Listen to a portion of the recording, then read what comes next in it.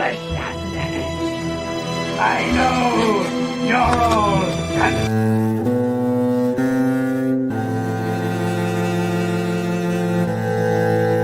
As a man, I'm flesh and blood. I can be ignored, I can be destroyed, but as a symbol,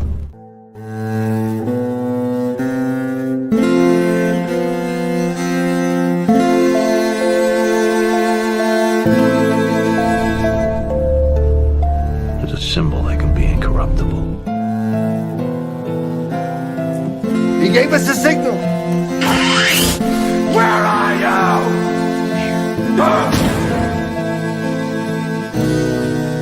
Something elemental, something terrifying. Welcome to episode 27 of Cavecast. I'm Sammy Threepeat. Tech error filled morning, but we are up and we are going, and we return. With me, as always, is my co-host, Drunken Emerald Arrow. Good to see you. How are you today? I'm doing good. Can you still hear me fine? Can you hear me? No, I can't hear him. This is lovely. I'm turning everything off. Now can you hear me? Shit. Well, Oh, this is just awesome. I'm loving this. This is great. let me Can't hear shit. check something.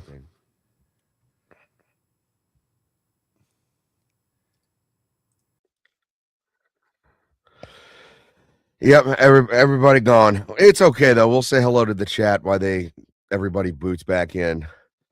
Sergeant, I'm going to be on his channel, I believe, on the 7th. We'll be talking Batman, shockingly. Drunken Emerald, he'll drop back in. Abi, late, probably got lost in the dark without a lamp. Okay, we got Iron Oxide. Let's see. How are you, sir? Doing good. There we I think we got the tech issue worked out there. All right. Oh yes, and Merry Christmas, happy. Yeah, it's been a tech error-filled morning. We were trying to get going, and then all I could hear myself talking back, and I've already done streams like that. I'm not doing that. And then Emerald will be back. I'm pretty sure. Bug will be with us. Kayla might drop in because this is a fun-filled conversation. This is something that's really important in comics. This is something that changed comic books altogether. And you know, it's probably the most influential thing to happen in comic books ever. Oh, that's what it is.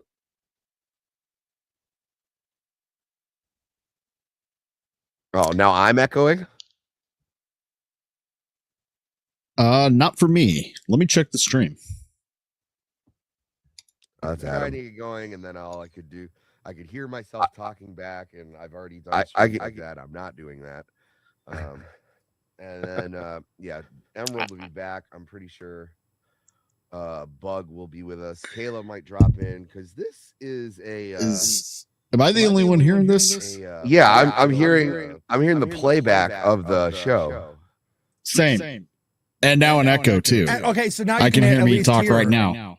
Now you can hear me. Yeah, I can hear you, but I can also hear everything else, and it sounds like I'm on old time radio. Well, that's the thing. I went back and backtracked it a little bit just to hear, and my audio was getting through to the stream. You just weren't hearing it. And then on top of it, as soon as I left and Iron wasn't there, you started echoing, like a double tracking. So we're having a great morning when it comes to the tech side of things.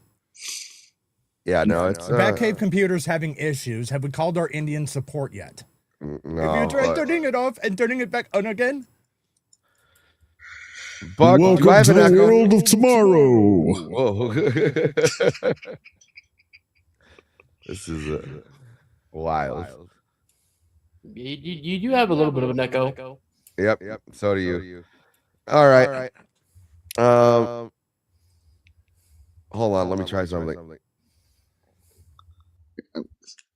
Yep, echo's gone. So it's coming through you, Drunken. Unless I'm wrong. Am I mistaken? No, now we're normal. Now we're normal. It's definitely Emerald. Well, screw you all. Oh, okay. Oh, no. Still, Let me work on it. Let me work on it in the back. Okay. Just keep me on screen. I'm just gonna mute. I got you. Okay. I can do that. All right. So yeah, we hey, Scream Queen Selena, guys. Remember bat back chair, all that fun stuff. Why don't I hit you with I don't know, what's something I haven't played with. Oh yes, the electric batty.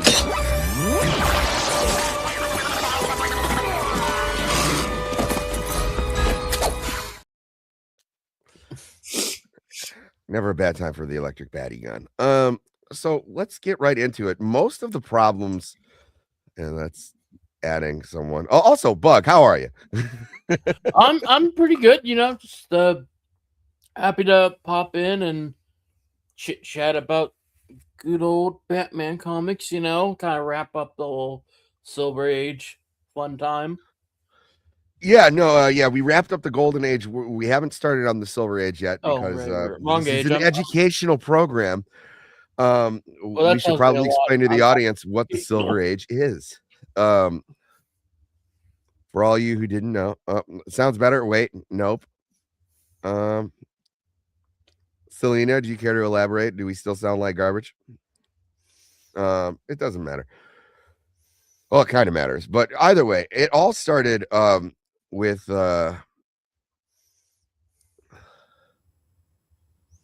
this douche nozzle. Now I'm hearing myself again. What the hell? Emerald. Oh, there it is. All right, but Frederick Wertham. He was a German-American psychiatrist and author. He offered a book. He did some good things like Brown versus the Board of Education. Ended segregation in schools, all that, all that. But he also wrote a book called Seduction of the Innocent. There it is. And he basically said mostly like crime and horror comics in general were a serious cause of juvenile delinquency.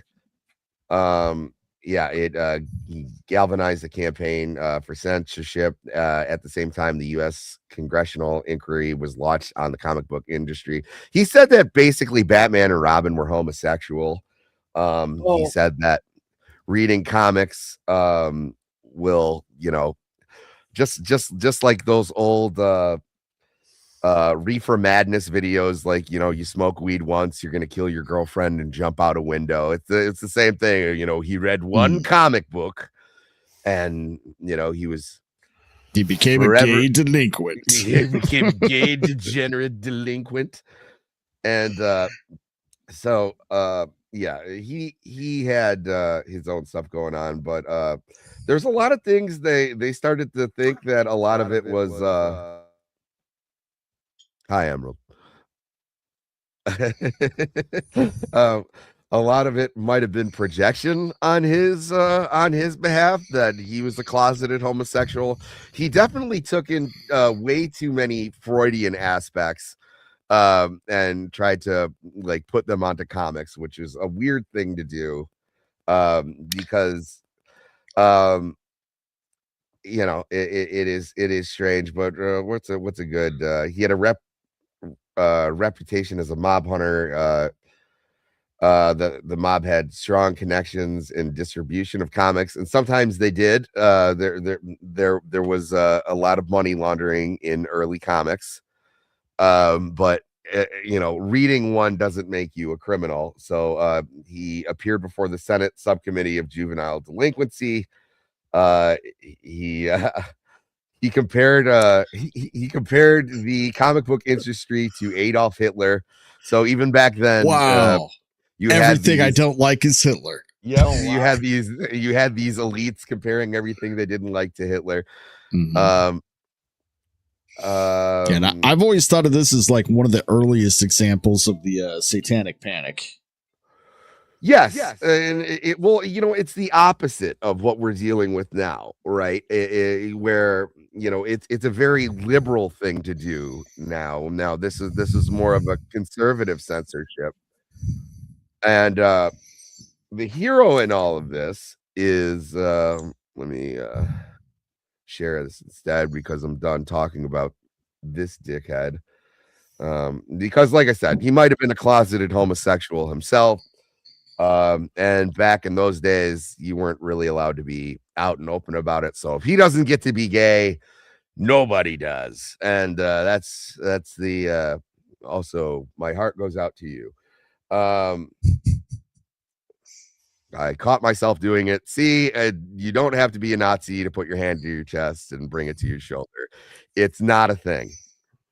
Unless you're an actual Nazi, then it's probably a thing. But for me, it isn't a thing. But here's the real hero in all of this, and his name is William Gaines. William Gaines was the co-editor of EC Comics. At the time, EC Comics were the most popular horror comics at the time. And then after they basically closed down EC Comics, he went and he started Mad Magazine. Mm-hmm. But he was the only one who was invited to that committee and spoke up on behalf of comics. And that has a lot to do with politics because at the time his comics were the best-selling comics. So a lot of these guys were trying to throw them under the bus, and they had no idea that all of comics were going to be censored.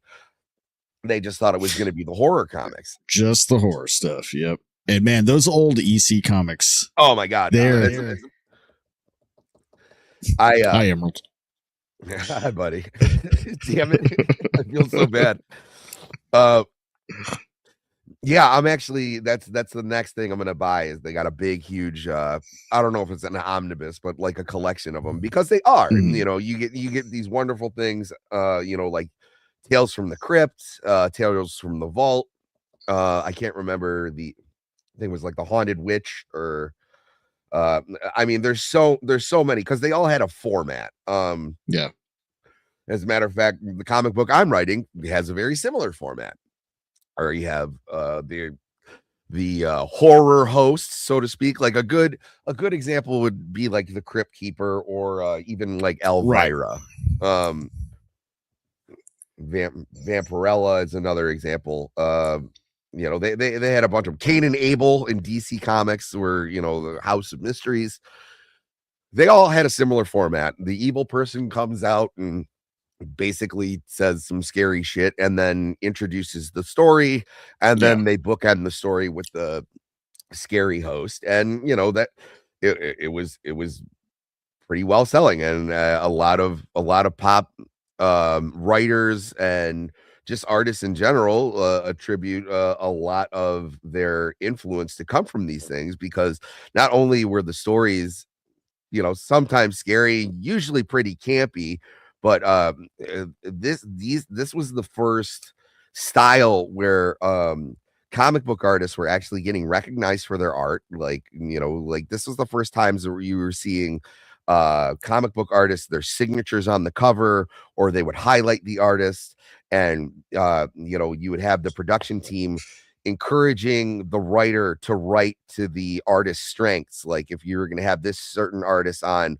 well, gore it up because he's really good at like flagrant violence or if a guy's all theme, write to that. And it changed comic books for the better. And then you have these guys going, well, Superman just flies around and he saves people. And at the time, comic books were under scrutiny too. They were worried that kids were going to try and jump off buildings because they wanted to be like Superman, or they were written poorly and kids were going to lose their eyesight. So like it's the same thing, or you're like now when we deal with violent video games, or it was like if anything is outside of Mickey Mouse, which who is the truest evil of all, they're gonna try and damn it. And this is the time where it actually went through. Go ahead. Well, like everything too, everything has an age limit. Even today, video games. I mean, you're an irresponsible parent if you're letting a 5-6-year-old play GTA or Call of Duty. You just are, in my opinion. Yeah. And back then, but like today with video games, they assume all video games are for kids. Back then, they assumed all comic books were for kids, and what they didn't realize, the target audience were older teenagers to young adults, primarily male. A lot of them at the time were military. That's what they got in their care packages, were some of these, especially EC comics back in that time period. And another thing too is, these were meant, the EC comics more than anything, the horror comics, they were meant to be like bought at the newsstand, so they were meant to just be thrown away. Tossed. I mean, not as much as like the superhero comics, where very much there was continuity, right? It might have been very loose in the golden age, but because it was the same market, but like it was an ongoing story. A lot of these were supposed to just be like the flick of the One week. and done. Yeah, one and done. And it's kind of interesting to think, like, so you have these like brilliant artists, it's disposable art. And you're gonna read one and not get the same story because it's an anthology. And so, it was easier to target, but because of these stories, because they were interesting and they were really putting the art on the forefront, and it was a little bit different than superheroes, which had already, reinvigorated the genre and basically defined it. Now, you have this different thing that's selling way better. So you have these big wigs at all these superhero companies really going after, because another thing, EC Comics was, especially back then, if something worked, everybody fucking copied it. There was no, they didn't go like, hey, I'm going to try to make an original idea. Like literally when they went to Bob Kane, and, like gave him his own comic book, they go, give me another Superman. That's what they were looking for. Captain Marvel, who was probably at its time the best selling superhero comic book, was just a carbon copy of Superman, so much so that DC ended up suing Fawcett Comics. So there was a bunch of copycats. There was weird tales, haunted tales, ghost tales, just at least 50 different things, but they're all doing kind of the same thing. Some just as good, and EC was the pinnacle. Some were just as good, and some were just absolute trash.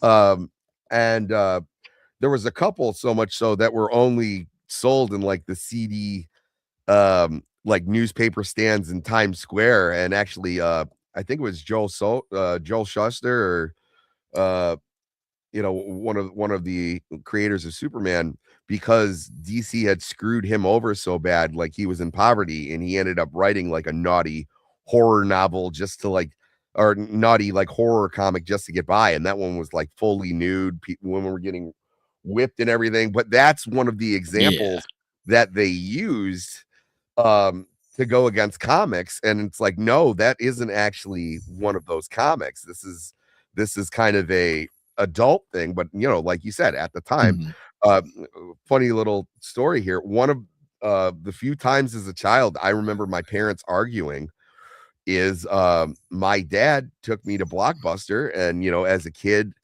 growing up in the early mid 90s, one of the biggest things to hit the scene was Spawn. And I got as like a 5 or 6 year old, I rented the HBO Spawn cartoon. Oh, nice. And I'm sitting there and I'm watching it in the living room, and then I hear my parents like screaming at each other in the kitchen. And my dad's like, how the hell should I know, Mary? It's a comic book. Yeah. It was like, oh, dude, I got you topped though. I went to the video store. I'm older than you, so this is in the late 80s. And I was with my mom and just looking for a cartoon, and just happened by a section, didn't realize it wasn't the kids section, thought it maybe got put in there by mistake. My mom didn't know either. I grabbed Fritz the Cat. Oh, that'll do it. We put that thing in together for like 5 minutes, and she's like, whoa, nope. Yeah. It's like I sat down with my grandma and we watched Coon. Yep. Got some furry nipples within 5 minutes, and the cat smoking a blunt. Yeah, yeah, that is what's his name? Oh, he forget his name. Not Crumb, is it? No, but it No. starts with a B. Yeah, I Chad, can't help think of me it. out. Oh, what does he say? I'm looking at EC Artist library volumes. Nice looking books. Yeah, I mean, Oh, they're beautiful. yeah, the covers alone will catch your eye, and that's what they were meant to do. You know, because you have to think about it. They had a good 30 seconds to hook you in. And that's how comic books should work. Like you're walking down the aisles, or like you're in a store that sells comics, and usually the one with the pop and cover is for like, ooh, what's that about? Oh, and another someone who was inspired by the old golden age of those, Stephen King, and he of course went on to do Creep Show with I want to say Robert, was it Ramirez? I believe so. And you were right. It is Robert Crumb who did that, but it was Ralph Bakshi who did the cartoon. Gotcha. But yeah, man, the art on those was so much like just that pulpy style. It's yeah. I'll pull some up. Like let's see. Horror comic covers. Probably should have had. Oh, damn it! I used the wrong search engine, because Brave, God love it, has the worst image search ever.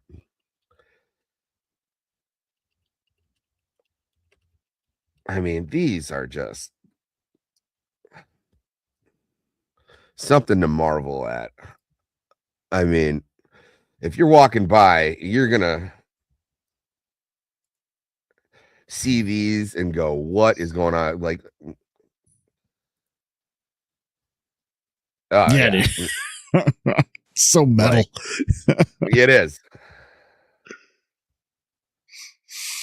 Yeah, and you can see their influence. Like, speaking of metal, you can see that even today. And like Rob Zombie definitely was a fan. Oh yeah. I do. They're so hardcore. It's just, yeah. Like I said, I definitely suggest them. I have a couple that I've just found at like different just like Comic Cons, and like whenever you can get your hands on them, they're a treat. But I was like, I'm just gonna get the selected. But yeah, you wouldn't have things like the Twilight Zone or Outer Limits or anything like that without these. And I was like, look at that. Like that is, yeah, I saw this one where, yep. Weird Tales, Mr. Mystery, Punch Comics. And yeah, every one of them up here, they had their own horror host. Yeah, the Tomb of Terror, the Haunt of Fear, all of them, all of them. I mean, there's the big, there's a Crypt Keeper. There's the Crypt Keeper, the Vault Keeper, and the Old Witch. That was the other one, the Old Witch. Yep, man. If you can find it, the original Tales from the Crypt, not the HBO one, which is beloved. I love it too, but there's an original film adaptation of Tales of the Crypt, and it's a great film. Uh-huh. Oh, you had Creep Show. So this is actually one of the ones I was looking for specifically. So this is the one that they questioned William Gaines on, and basically they said, "You think this is tasteful?" And he's like, "Yeah." And they're like, "Well, it's a guy holding a woman's severed head." And he's like, "Yeah, but would be untasteful as if we had the head up a little bit more so you could see the gore hanging down, and if we panned over a little bit more and you could see the body without its head, like how much." And there's no blood on the axe at all either. Yeah, no, they blacked it out. little bit, you know, and they said, well, there's blood coming out of the mouth, and it's like a little. I was like, I thought it was drool. But yeah, you know, like this that is, you got to admit that is pretty hardcore. But again, there's age limits to it. yeah, but you also had like, you know, 14-year-old boys like writing Congress going like, hey, like I've never, because you know, it was Right. like they aren't going to rob a bank. They're going to knock over a candy shop. And the guy's like, hey, I'm 14. I've been reading these for like 7 years. I've never robbed or killed No. anybody. It's just good fun. And you know, as a matter of fact, I find with censorship like this, when you actually, you know, shut the door on it, you get like a kennel effect where it's just gonna get hotter, and these things are gonna, you know, oh look at that. I mean, nice little radium. Look at that. So they even have right here the following exchange. The following exchanges, he is addressed by the first chief counsel, Herbert Beezer, and then by Senator Estes Kaver. What a fucking nerd. Kafauer. Yeah. And not Not the good gonna kind. work Not here the good anymore. kind. Bug, any thoughts on this?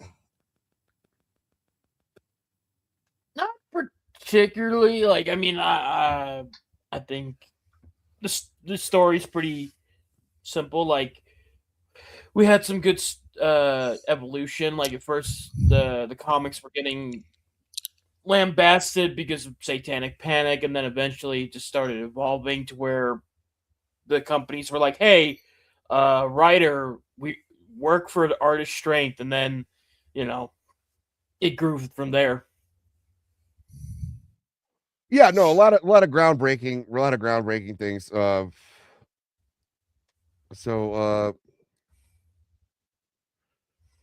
let's see the exchange. Oh yeah, here you go.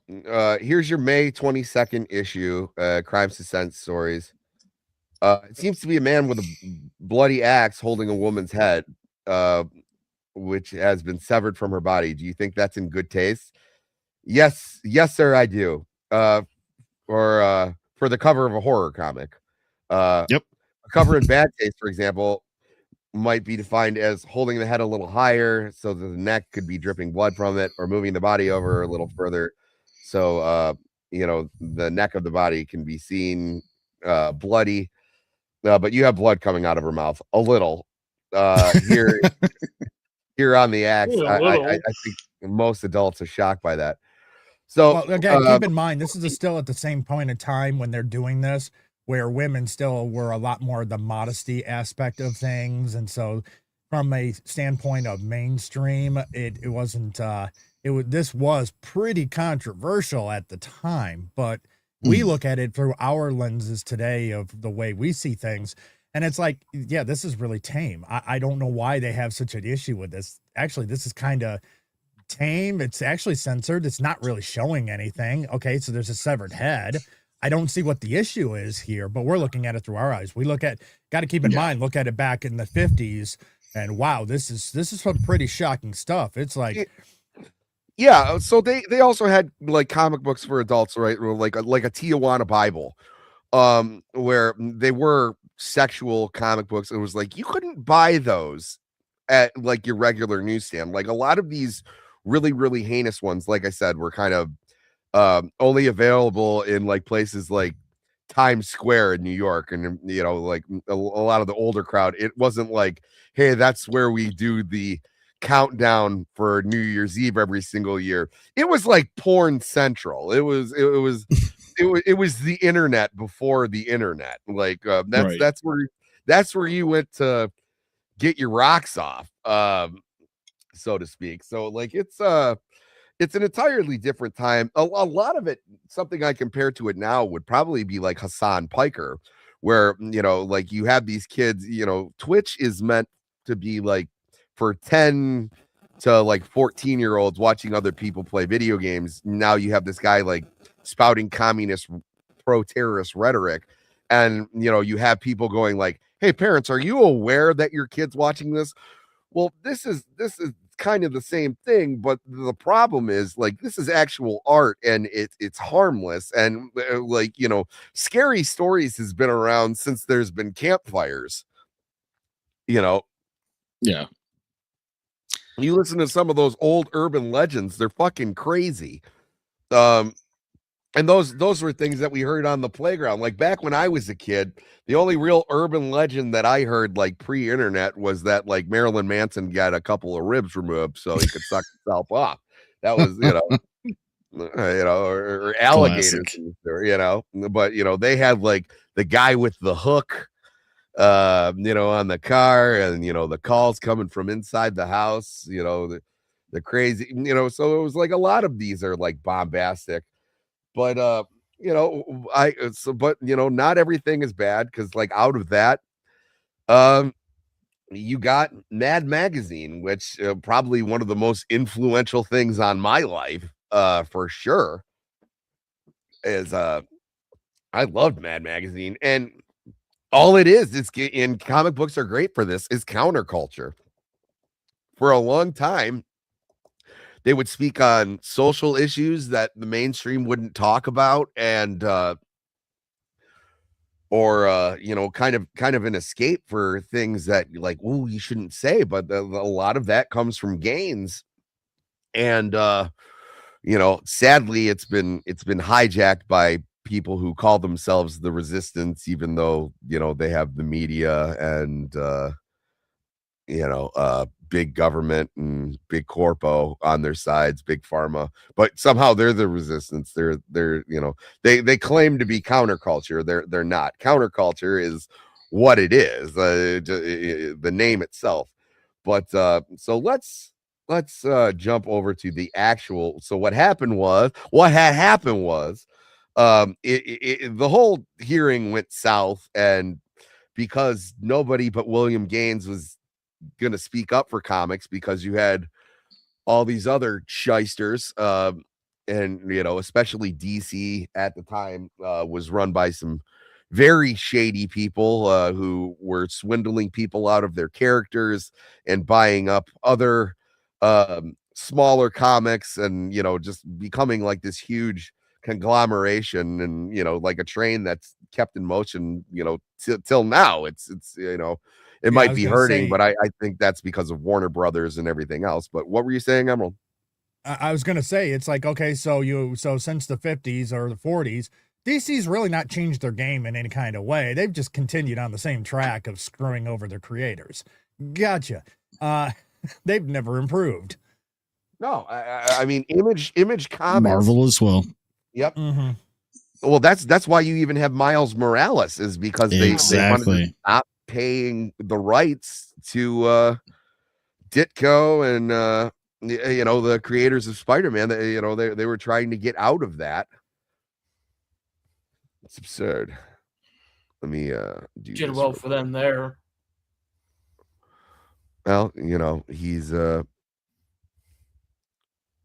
everybody's favorite palette swap. I don't know, which is sad, because he was actually pretty sweet when he started out. Now he's just Goku in a Spider-Man costume. He gets a new power every single week. But let's go to the actual code, and then we can go back into what it was. So because and you'll definitely be able to see, I'm looking specifically for the rules that they established. Judgment Day. So that's what they called it. Yep, see William Gaines. Okay. 1954 code criteria. So and now we're gonna have to cycle back to Batman, who which Golden Age Batman. There were certain aspects that we can no longer do anymore, and I'd say characters like the Joker probably took like the hardest hit here. But crime shall never be presented in such a way to create sympathy for the criminal, to promote distrust, of the forces of law and justice, or to inspire others with the desire to imitate criminals. So already you've knocked out a couple of major villains, or at least interesting villains, where they have depth. Like most of the best villains don't think that they're villains. That's just how it is. Scenes of excessive violence shall be prohibited. Scenes of brutal torture and excessive and unnecessary knife and gunplay, physical agony, and the gory and the gruesome gruesome crimes shall be eliminated. So, like I said, and it's all kind of targeting these crime horror novels, but these guys who were publishing superhero stuff, they didn't think it was going to bleed in, but already the first two have shown you the hubris of these people.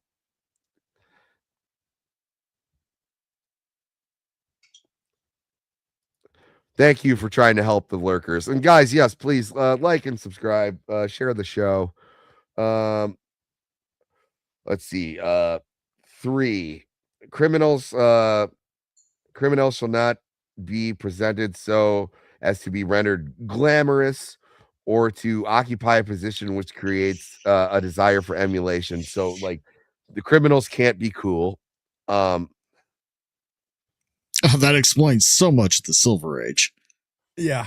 Oh yeah. Good God. Policemen, judges, and government officials and respected institutions shall never be presented in such a way to create disrespect for established authority. So we have absolutely no police corruption. Yeah. No government corruption. So much so that Batman is duly deputized by the law because he can't be a vigilante. He can't work outside the law. Mm-hmm. Or fight to correct a corrupt system from, which he was. There's plenty of things. Superman too, where there was corrupt judges, and there was like, and that's a tale as old as time, and that's a reflection of society. New York City was incredibly corrupt. Chicago was incredibly corrupt. Oh yeah. Good thing they're better now, right? Yeah, it's so much better. It's almost funny looking at this because, like, if you look at comics today, it's like the complete opposite. Like, policemen, judges can only be have to be respected. Not now. It's like the complete opposite. Like, if you find one that depicts any police officer as good, it's like you're just surprised. It'll be the one diverse cop in all of Gotham. Like they're a person of color, or your Renee Montoya's.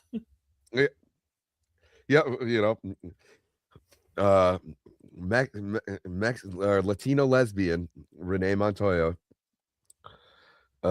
She has the best morals. You see her walking down the street and you're like, wow, look at the morals on her. But let's see. So and by the way, since they implemented this, nip the problem in the bud. There's never been another corrupt thing. 6 years or 7 years before Kennedy got assassinated, there's been no problem with government since, and everybody has gotten along. Yeah, couldn't be more transparent. No judges being found guilty of concealing illegal. Didn't happen. Yeah, didn't happen. Nope. Just shut up and trust authority. Yeah. You got a governor and a congresswoman saying diversity is our strength. Oh, by the way, one group of people stole $1 billion. That's a different show for a different podcast. Don't open that here. I'm like starting to go. Oh, did you hear? I already feel like the rage is like it just made it to my Adam's apple. Let's see. Moving on. All scenes of horror and excessive bloodshed, gory or gruesome crimes, depravity, lust, sadism, masochism shall not be permitted. No comic magazine shall use the words horror or terror in its title. I Gotta mean, love all. I'm loving all of this coming from the country that has the First Amendment. I really do love that, and that's why a lot of people don't understand this. It's like, oh yeah, and like I said, now it's the liberals who want to take this back. You know, yeah. But it's a strange world we live in. But you can't help. The only guy who stood up got punished. It was like, oh, you write horror comics? You can't write horror or terror in your titles anymore. It was like, well, what do you expect this poor man to do? See, he'd say it's enough to drive someone mad. Yeah, I did it. There's the fucking thing. I said it and it fucking happened. Inclusion of stories dealing with evil shall be used or shall be published only when there is an intent to illustrate a moral issue, and in no case shall evil be presented alluringly or nor as to injure the sensibilities of the reader. Right. They should just apply all these same rules to the fucking Bible, because that's kind of the whole one of the big story arcs in Jesus' story. Well, I love that now. There was like Jesus never condemned anybody. I was like, he literally went into the temple and started flipping tables. I don't know what Jesus you're reading about. He got mad at a fig tree and one day. That's Muslims. Jesus never drank. I was like, he literally turned water into wine to keep a party going at a wedding. So I don't know. I don't know what Jesus you're reading. And then even if you want to go Old Testament, it was like, oh, God was fine with everybody. It was like Sodom and Gomorrah would beg to differ. So would Noah, because he had to build a big ass boat. All right. That's I don't know what Bible you think you read, but you didn't. It's all fire and brimstone. Okay. And Jesus said when he comes back, it's going to be with a sword, because humanity is screwed up. All right. We're not celebrating that. It's a reflection of that. Let's see. Every instance good shall in every instance good shall triumph over evil, and the criminal shall be punished for his misdeeds.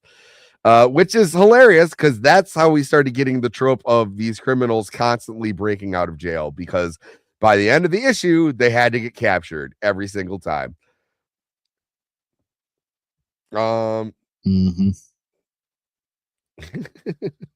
If crime is depicted, it shall be as a sordid and unpleasant activity.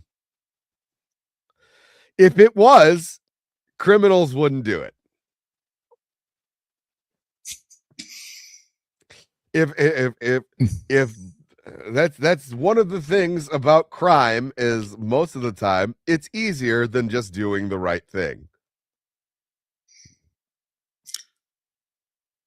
I mean, yeah, it handcuffed the storytelling to a point. They did find some creative workarounds back then. Oh, they did. This is the next one that I want to get into, and this is where the real creativity comes from. And also, you could tell that they were just punishing this poor guy for speaking up.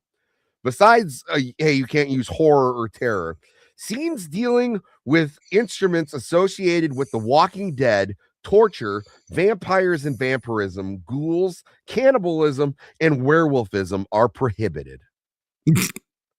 How the fuck can you write a horror comic with all those things? But that's how we got like Morbius, the living vampire. That's how they got around that. You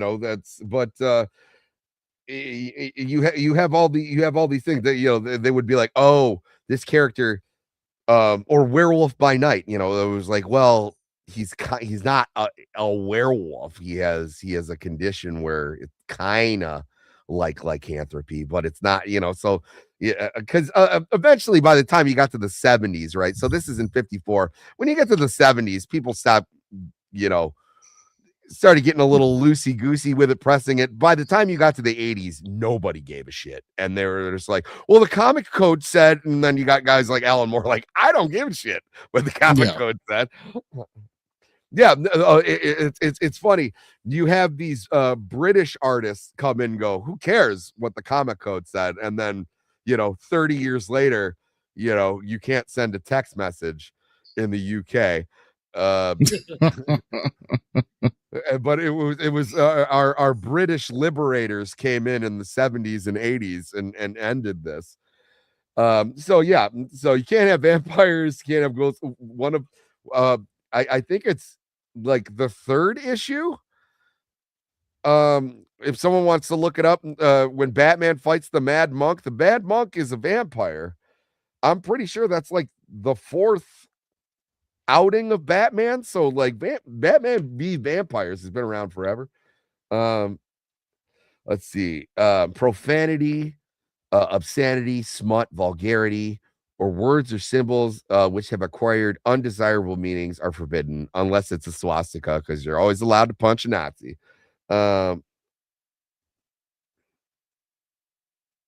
Or a Russian. You're also allowed to punch the Ruskies.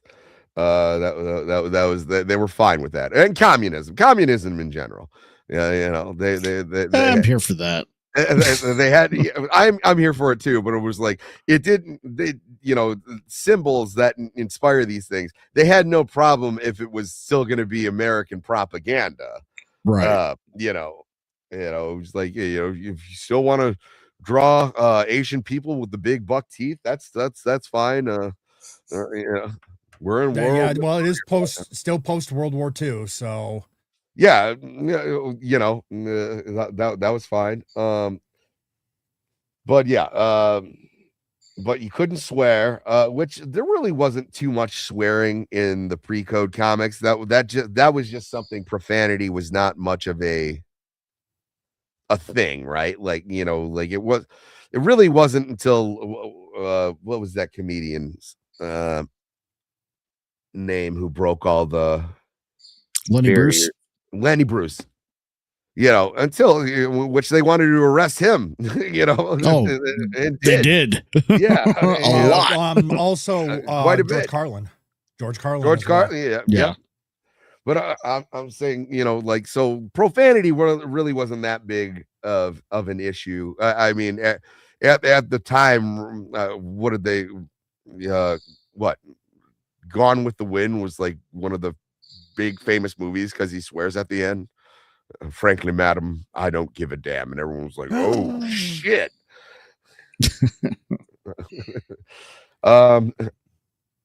I love this one. This one, no one adhered to. Females shall be drawn realistically without exaggeration of any physical qualities. Yeah, fuck that shit. No exaggerated personal quality. Intelligence. Yeah. No. I realized the comics code made a decision. However, I realized that that's a stupid ass decision and elected to ignore it. Yeah, it was like, we are going to put a boob window on Power Girl, and you will enjoy it. It wasn't even just that; it was just the one guy who was getting tired of being ignored, so he's like, "I'm just going to make her tits bigger every issue until someone notices." 10 issues later, they're like, "Oh, something's going on." Yeah, it was like, hey, I just drew this character. Her name's Vampirella. I was like, oh, that could be the girl next door. No one's gonna. she's not a vampire. She's an alien. Yeah. But you know what? And that's it's like the Irish where they're like, hey, you can't dance. And they're like, I'm not moving my hands. It's creativity will prevail. Suggestive and scandalous illustrations or suggestive posture is unacceptable. Again, something that they kind of threw out the window because there's plenty of comic book cover. Now, granted, it is a lot more lighthearted in the Silver Age, but like then it's something that never went away. I mean, it's impossible to do so. The guy who invented Wonder Woman had a binding fetish, like, you know, and it was like and two watching wives. Wonder Woman tied up to a chair with her titties hanging out is just part and parcel to the character. No, that's when they became a lot more. Oh, sorry, Bug. Well, the guy who made Wonder Woman also had 2 wives, so that tells you a lot. Yeah. Yeah, you know, he also came up with the lasso of truth. You know what else he did? He Lie invented detector? the light. Yep. So that guy's interesting. Yeah, there's actually a pretty good documentary film about him. Yes. Wild guy, man. He had fun. Yeah, he did. Live, laugh, love, buddy. It's amazing what perverts can do. Yeah, man. No, his whole mentality is like, you like it when I tie you up, right? Don't lie to me.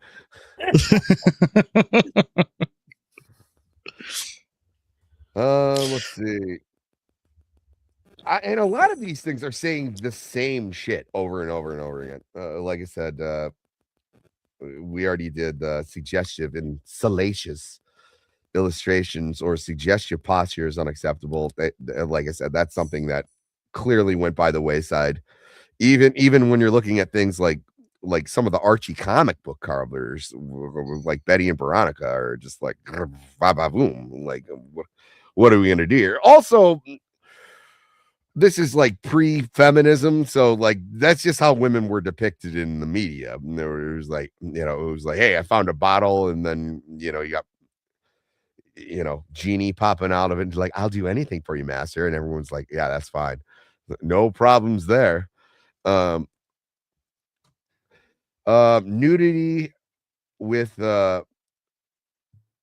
meretricious nudity with meretricious purpose and salacious postures shall not be permitted in the advertising of any product. Clothed figures shall never be presented in such a way as to be offensive or contrary to good taste or morals. That is something that was like, even as a kid, a lot of the ads in comic books were fucking insane. You know, it was a lot of it too was like on like masculinity. It was like, hey, you were reading a comic book. Did some big muscular guy kick sand in your face at the beach? You want to be just as buff as he is? You know, like stuff like that. But yeah, it was also scantily clad women going like, I know you're reading a comic book, but I just love a man who does this. That's fine. Talk about mixed messaging. It's all bullshit. You know why? Because the advertising companies kept doing these advertisings because you got to keep the lights on. You know, like what are you gonna do? They. So, like I said, a lot of these were followed very loosely, but and like I said, there wasn't a ton of nudity in these pre-code comics anyway, you know. No, it was mostly just implied and maybe some side boob here and there. Yeah, another thing was like also, you know, movies ended up having a code of their own, or you know, a little bit before, and that I believe was like the kind of catalyst, kind of. Yeah, well, that was to like fight communism and all of this is kind of related because, you know, unfortunately, the censorship is it is related in McCarthyism and everything like that. Also, it turns out that McCarthy was completely correct and Hollywood was overwritten with communists, and now it's just like a mainstay there where they're just like, well, actually, I know I live in a gated community, but you know, you should just import people from the third world and no one should have property. I don't know how that goes against America. And I was like, really? Because it goes against entirely all of America.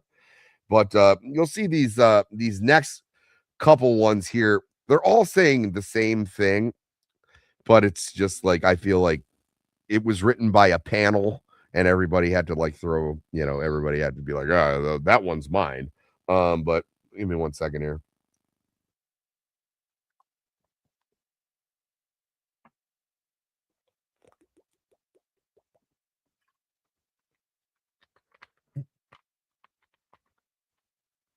Ah, yes. I'm still trying to eat breakfast. I haven't eaten yet. Let's see. Yeah, we already did posture. So they're going on nudity. Nudity in any form is prohibited, as is indecent exposure or undue exposure. So like we already covered like 1, 2, 3 above it. Like all you had to do is just say nudity is prohibited, but they did. Illicit sex relations are neither to be hinted or portrayed. Rape scenes as well as sexual abnormalities are unacceptable. I'm actually okay with that one. The only one is the illicit sex relations, because like a lot of the horror comics and a lot of just great stories come with like jilted lovers, and unfortunately adultery is something that does exist in this world, and it is a main perpetuator of crime. There's a reason that like when a woman goes missing, they talk to the spouse first. It's because your harlots can't keep your legs closed. No, it's because when you break that bond, something like breaks in you. And I was like, I've seen many friends who have been cheated on, and it's never pretty. And male or female, it doesn't matter. It's one of the most heinous things you can do to another person, especially in these days when it's totally acceptable to go like, hey, I made this vow that we were going to spend the rest of our lives together, but then you signed me up for those tennis lessons, and I met Stefan. You kept having to work late, and I was lonely. Yeah.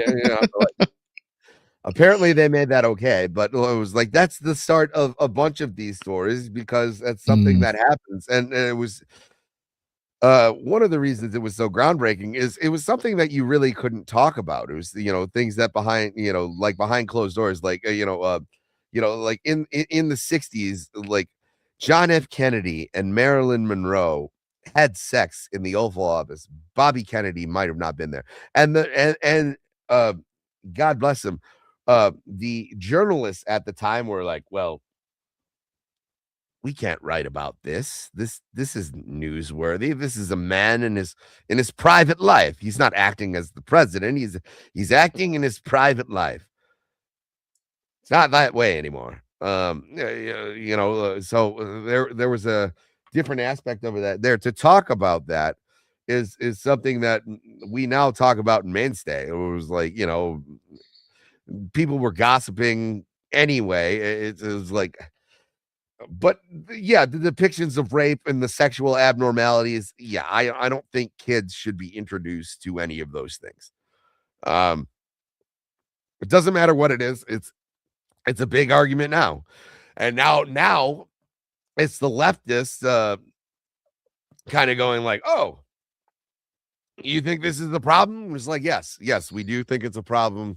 My first dildo shouldn't be in my first grade library. Okay. That's a thing. My first dildo. Yeah, unfortunately it is. Let's see. Yeah, sex perversion or any inference of to the same is strictly forbidden. That, like I said, that just goes with the same thing. Seduction and rape shall never be shown or suggested. Already fucking said that. So this is a list of basically an aversion you don't want overtly sexual things going on in comics, and then basically an attack on horror comics. And that's simply because one creator had the audacity to stand up and basically say that it was like, I mean, well, there's kids could go and see, any 50s vampire movies. I'm sure they didn't go, what's your age, when they went to go see the Hammer films or anything else, or I Was a Teenage Werewolf, or any other of that bullshit. It's simply this man got slapped down because he stood up.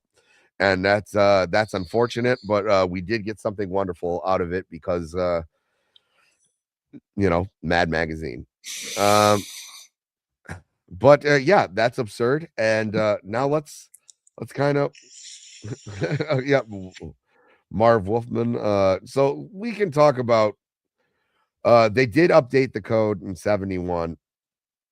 And that was basically, you can have the monsters back, but they had to be like the classical monsters, like, Frankenstein, Dracula. And Dracula is a character that's in Marvel and DC. Yep. But a lot of those public domain characters are. So is Sherlock Holmes. So is Frankenstein. But yeah, probably the biggest one to do away with all of it was Swamp Thing. And Alan Moore's. There's very few runs that have affected comics the way that Alan Moore's run on Swamp Thing has. It has one of the best retcons in comic book history, and it also did away with these things, and it was truly one of the things to slowly erode at this stupid code that no one wanted. If I would have done more research and have woken up a little bit earlier, I would have gotten. There's a wonderful interview of Stan Lee talking about the comic books code and just ways that they got around things, and but I whatever. What are you gonna do? It's Saturday morning. We can move on now to, so what spawned from this hideous thing is the Silver Age of comics. So Silver Age of comics is a period of artistic advancement and widespread commercial success. Yeah, that's another thing. This is when superhero comics really, really blew up. Uninspired. Good to see you, buddy. Glad he's back. I've got a love-hate relationship with the Silver Age. More respect than anything else, but yeah, like I said, it's impossible to talk about the Silver Age without talking about like this blemish on freedom of speech and what these guys did. And really, it is bringing light out of the darkness, right? Like everybody thought that was gonna like nip comic books in the bud, and it was like, no, there's so many other wonderful things happen. It was like, we're gonna, if you want to get rid of like witchcraft and dark magic and everything, we're gonna focus on science, because this was what did they call it, the push button era. This is when America was making huge strides in science, in innovation, and we embraced that, and a lot of characters got some glow ups that have our mainstays now. I mean, there's nobody that I know that doesn't prefer Barry Allen to Jay Garrick. yeah. Or who's like, although I am an Alan Scott fan, like my favorite is Kyle Rayner. None of that would have happened without Hal Jordan. Like you need to have these. I would say Batman was already kind of moving towards the Silver Age anyway. It's just the problem is you put handcuffs on a lot of his best characters, and the stories kind of go by the wayside. So much so that it almost canceled Batman, because his stories just kind of got outlandish and lame, which is okay when you have a character like Superman who has limitless powers, and like I said, Silver Age Superman will slap Goku to the ground. Silver Age Superman can It's sneeze a unstoppable. galaxy. Yeah, he would just get new powers. But it's from 1956. So wait, when did the code? I think the code's in 54. Yeah. Yeah, formed in 1954. So the Silver Age, everybody kind of like gathered around and said, what are we to do? And they came back with just like bangers. And you got like Joe Kubert, Carmine Infantino, helping, yeah, Gardner Fox. Like I said, I always bring him up when he's here. It was like you guys, Jack Kirby, Steve Ditko, Carmine Infantino, John Buscema, John Romita Sr., Stan Lee, of course. You have these guys, John Broome,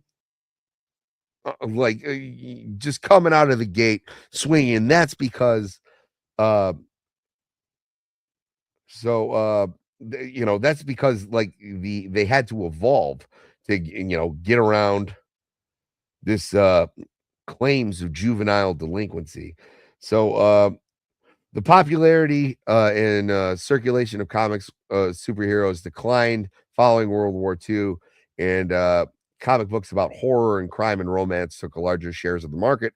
However, controversy arose, and of course, they have seduction of the innocent, over alleged links between comic books and juvenile delinquency. Focusing in particular on the crime, horror, and superheroes. In 1954, they implemented the comic books code of authority. If you haven't watched the beginning of the show, that's what we talked about in the first hour. And like a phoenix, superhero comics rise. In the wake of these changes, publishers began introducing superhero stories again, a change that began in the introduction of DC's comics. The Flash, you can see that right here, and that's the introduction of Barry Allen. And in the Flash Showcase number 4, so October 56. In response to a strong demand, DC began publishing more superhero titles like Justice League of America. And the only reason they changed it from Justice League to Society is because of baseball. Baseball's American League, stuff like that. Marvel Comics would follow suit, beginning with Fantastic Four number 1. So that's what we got. That's why it is. And we got some wonderful things out of it. Like, and one of the some of the best things is Barry Allen's Flash, Hal Jordan's Green Lantern. I think all of them mostly is let me type in Silver Age Batman. Reason it took such a hit, Batman took such a hit, is because he has such a pulp upbringing that he really couldn't survive in this without changing. And that's why the Bronze Age in Batman is so important, is because we had to go back to those roots. And also, Scoob, I love you. Let's see what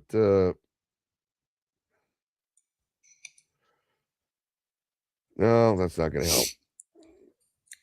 I need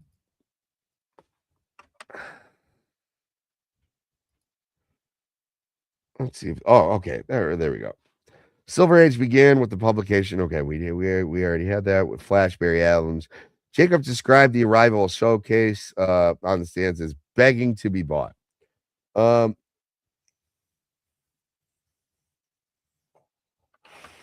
And it really did. It was right for the time. The 60s, the late 50s, early 60s comics, these new upgrades on these characters were something I mean, it really it's innovation. You were told that you couldn't do these certain things. I really do think Batman is one of the ones who suffered the most just because of his pulp roots. But guys like the Flash, Thrived. he can run really fast because like what he drank what I think it's hard water or it was something like that.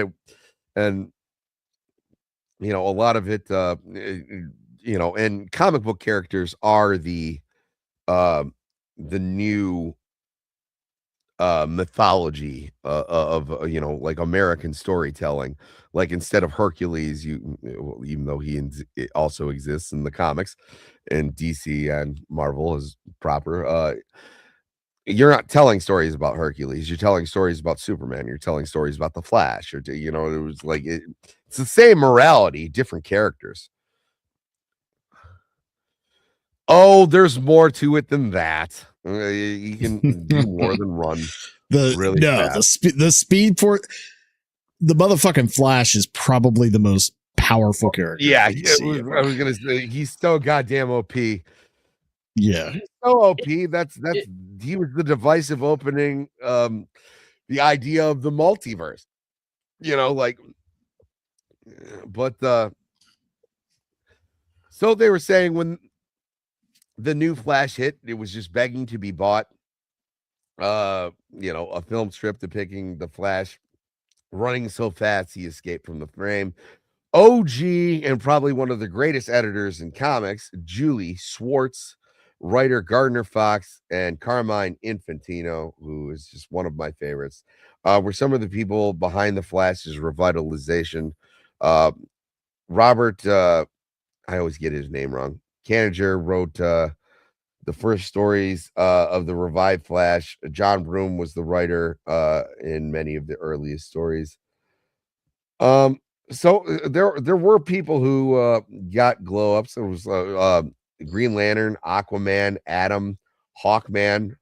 I think Hawkman's thing was they made him an alien, right? Instead of just like a reincarnation, which sometimes they go back to, sometimes they don't. But I think they made Hawkman a Thanagarian. Yeah.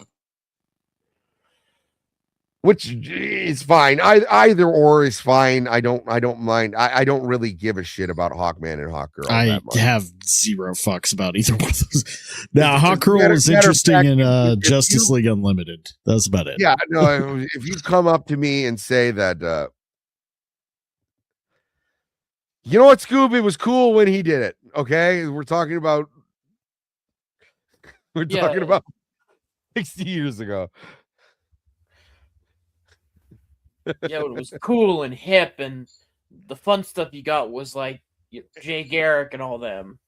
Yeah, it was a way to change the continuity and keep the old Golden Age continuity going, even though that they had to change because of the comics book code. But it was like, how do we update these characters without screwing up the new thing that we have going?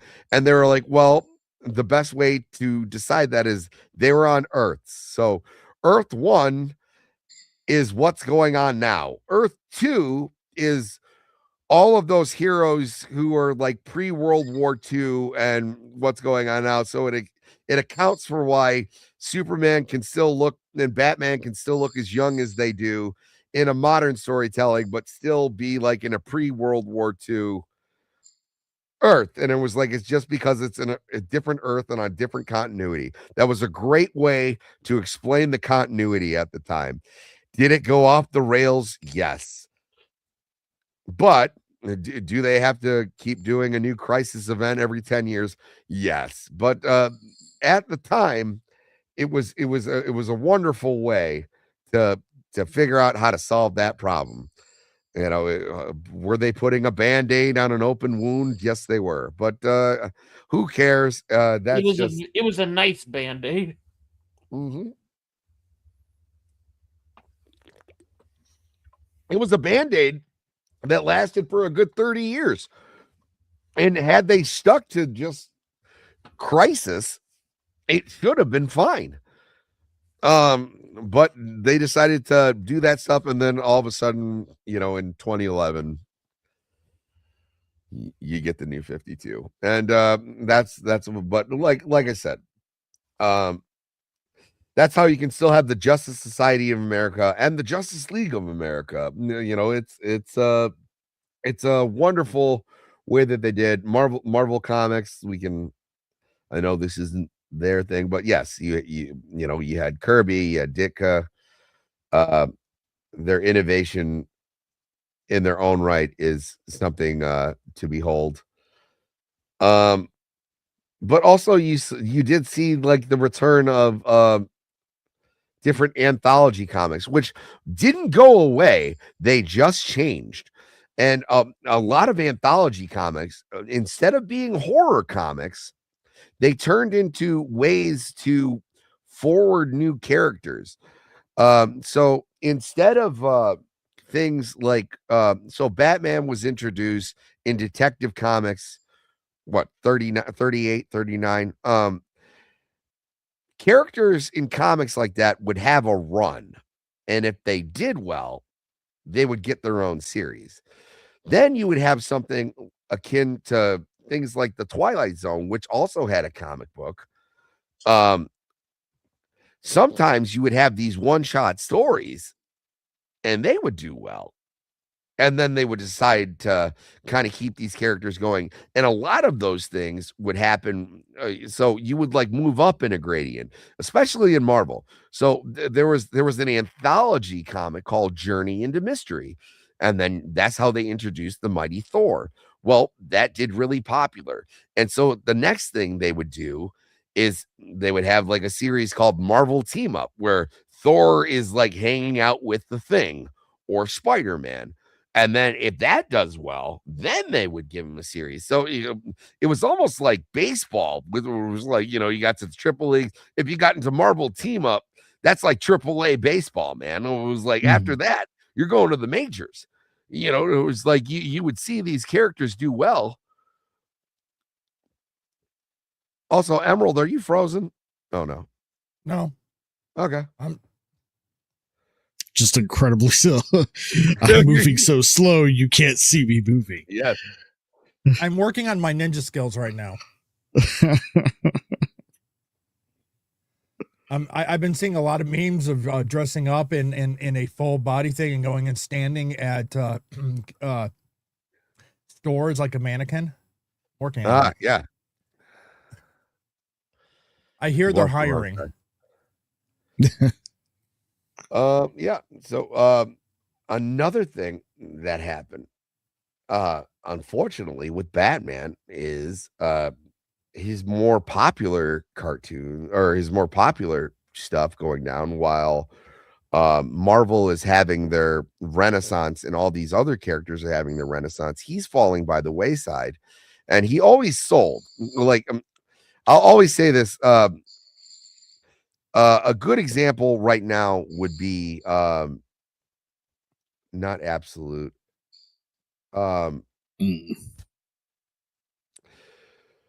The Spider-Man where he's married to Mary Jane and what? Oh, Ultimate, is that called? Is that Spider-Man. Ultimate? Yeah, Okay. it's Ultimate. Why they called it Ultimate again? I don't know. It's confusing as hell. Nobody liked when Mephisto broke up Spider-Man and Mary Jane's marriage. Nobody liked it. No. They continued to sell because Spider-Man is a flagship character for Marvel. You could put out an entire issue of blank pages and put Amazing Spider-Man on it, and people who've been collecting this shit since the 60s will buy it because it says Amazing Spider-Man on it. That's just what it is. They put out Ultimate Spider-Man, and it's selling just as well as your flagship thing, and you have this guy going, that doesn't mean anything. No, it does, because usually offshoots don't sell as well as the flagship brand. That's just hubris. Well, you have the same problem with Batman, because you do have this character with a bunch of pulp roots and certain characters that you're not even allowed to use to their full utilization.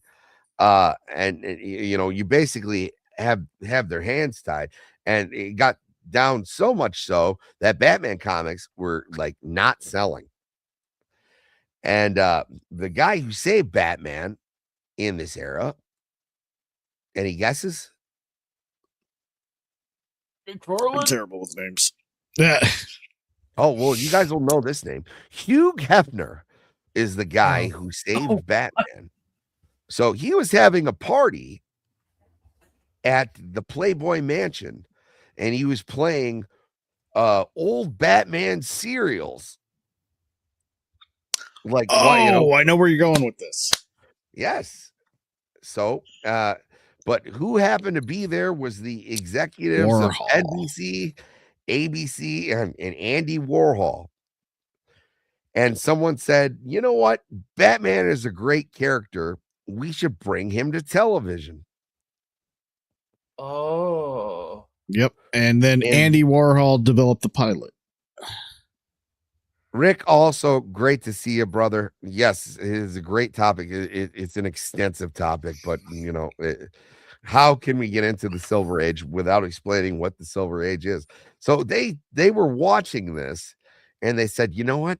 I don't, besides maybe like George Reed, Superman, Captain Marvel, also I believe like had a television show and some serials, but there wasn't a lot of superhero content, and we were like, we're gonna make. And then all of a sudden it came back and the comics started selling again. So World's Finest would sell because it was Batman and Robin and Superman. Superman was still going gangbusters because Superman is Superman. All of these other characters are selling because they got to glow up, and then you have Marvel doing what they're doing. But, Batman just kind of got like thrown by the wayside because he couldn't really compete. So then they gave him the upgrade, and that's, you'll see, the Batman smile. That's kind of what I think that Clooney was trying to do, because everyone's like, hey, I hate the way that Clooney depicted him because he's always smiling. And I was like, well, look at some of the late 50s, 60s comic books. He's always got that shit-eating grin on his face. Yeah. But also they made him less a vigilante and more of an adventurer. Where which more like a Zorro, things like that, which that's an aspect of Batman that I fear is always going to be lost because of things like the Dark Knight Returns and everything, where it's always got to be like down and gritty, and dark. And Batman Year One, it was like, oh, it's this calling. And it was like, yeah, but from his original roots, Bruce Wayne was just bored. And he was sick of his shitty being shitty. So there is that aspect of his character as well. There's very few writers who can walk that line. Of course, it gets serious, but there is that fun, adventure faring, aspect of Batman that I feel like a lot of people lose. And you can try a lot of things with Batman. That's fine, but like it doesn't need to be loom and gloom all the time. No. But there needs to be a balance for sure to make the character's formula work. Yeah, I think that's kind of like why I think the ideal way is like you sort of start out with a little bit of gloom at the start, but once you start introducing people like Robin, and that's when you get the balance, because then it showcases, hey, yes. Everybody knows what I'm going to say next. Gloom, you know who did it right? The animated series. Yes, because there were those things where it was like there were times where Batman would just leave Gotham. It was like the Justice League should know that, like, if there's an incident going on in Gotham and someone's close enough to intervene, you better check in with Batman first, because like he knows all the inner workings of that city. But like you don't just go into Gotham and start like screwing shit up. You might screw up like and they'll do that where like Martian Manhunter like goes in and he like takes out a criminal. He's like, I've been watching this guy for 3 months and I've been waiting to see him to go back to his hideout so I can find him. You just screwed up 3 months of like he's got his own shit going on. You shouldn't do that. But you also get fun things like Batgirl. You get they really started building more into the character of Alfred.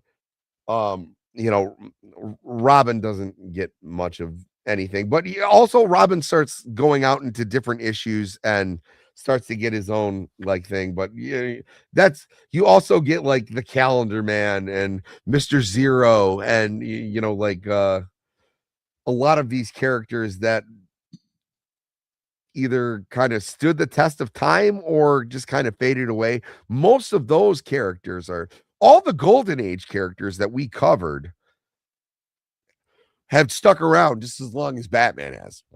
But you get a few characters like Poison Ivy, got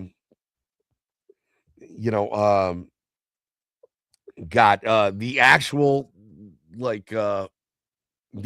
Clayface that we remember. I know that Clayface was probably one of our longest episodes because we had so many. No, Catwoman's actually a Golden Age character. The Riddler is a Golden Age character. A lot of these guys have stuck around forever, but that's when you get shit like Batmite. Oh, God. Like him or hate him. And there's the natural thing because, Mr. Mxyzptlk was a popular character with Superman, right? And they're like, well, let's see how that does with Batman. Well, they found out very quickly that like Batman is kind of a no-nonsense character. So it's not good to have a guy just constantly screwing with him. It's funnier to having a fifth dimensional imp trying to help him and screws things up for him. That's more akin to him. But yeah, and then you had Batwoman, who they initially wanted to be like the true love interest, but everyone realized that Catwoman was a better fit. Well, it was also because they were trying to get away from the allegations that Batman and Robin were sleeping together. Yes, that's another thing too. That is a great point. Yeah, which you weren't really helping yourselves when you were depicting the two of them sleeping in the same bed. It's like, what were you thinking? Right. Or, taking, moonlight canoe rides together. Maybe that German guy had a point about being gay. Batman, he's never had a Joker is this way. I mean, I don't know why we're in a canoe in the middle of the night. We seem to be going away from Gotham. Yeah, no, the worst I always thought that made them look most homosexual was in the Adam West show. They had what Aunt not Aunt Margaret. Oh God. Yeah, I know who you're. God damn that character from Batman 66. Aunt Harriet. Yeah. She who the fuck's aunt was she? Well, okay. Canonically now, it's Dick Grayson's aunt, which I don't understand.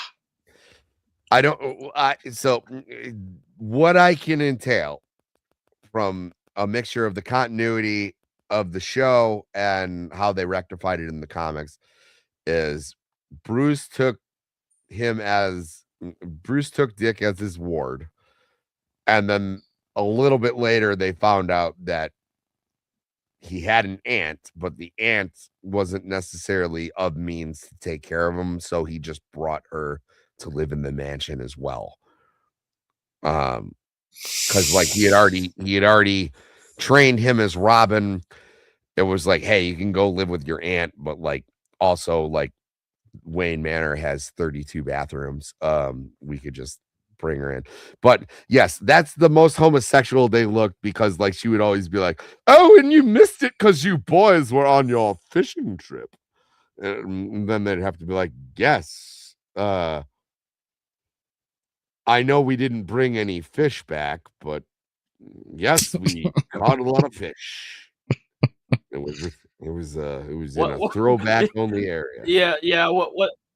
Yeah, you gotta weigh the options. Either being exposed as a vigilante or pretend to be gay. Yeah. Yeah, as Adam West is like, well, what did you do with that young boy on your fishing trip? And he's just like sitting there wearing an ascot. And like, nothing. No, I did nothing.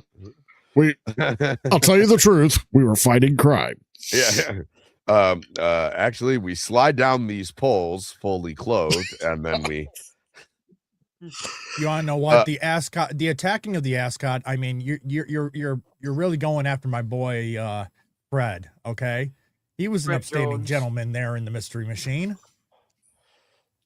Yeah, and he brought the ascot way longer than the ascot stuck around. Like that was just. Screw it. Next Halloween, I'm dressing up as Fred. There you go. I look like Fat Shaggy all the time, so all I have to do is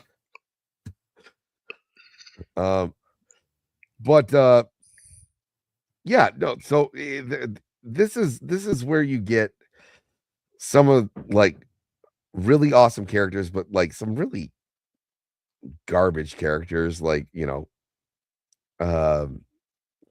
Calendar Man, Condiment King. And it's because these characters had to be arrested in a one shot, you know. It's cool if you had the Joker start out with an initial scheme and you're trying to track down the Joker, but all of a sudden you come across the Mad Hatter and he's doing some shit. Now you have two things to worry about, and it's a two-parter. You don't get that anymore. And then now you have to write in these things where it was like, we have to see that you're like duly deputized by the law. So also that brings Commissioner Gordon's character completely out of like, because like, oh, I trust Batman implicitly and everything. It was like half of the reasons that Commissioner Gordon is good is he goes like, a good example is in The Dark Knight when Batman's like interrogating the Joker, and they, you know, and he kind of like punches the Joker, and like all the cops try to rush in, and Gordon stops him, and he goes, "No, he's in control." Like, yeah, you know, it was like, this is a guy who's so far out of our realm of understanding. Like, we need this man dressed as a bat to go in and, you know, like kind of take care of things, because like if we interview this guy, he's just gonna send us out on a loop. Maybe if this dude roughs him up a little bit, I know it's not technically legal. It was the technicality that made Bruce Wayne, or that made Batman and Jim Gordon such an interesting relationship, right? It was like when you deputize him, and you know, like when there's a bunch of people freaking out, and like Batman shows the badge and goes like, it's okay. Like it really does neuter the character. Yeah, the whole point is he's supposed to work outside the law and do the things that Gordon can't. Yes. And that also speaks to the corruption that within the system that both he and Gordon are supposed to be fighting. And then just, oh no, he's making citizens arrests.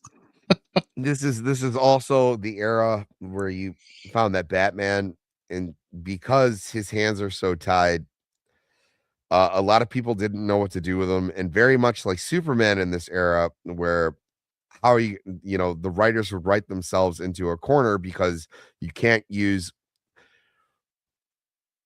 it's less so with Superman, but like you can't use what makes Superman great is like the hope that he inspires and the you know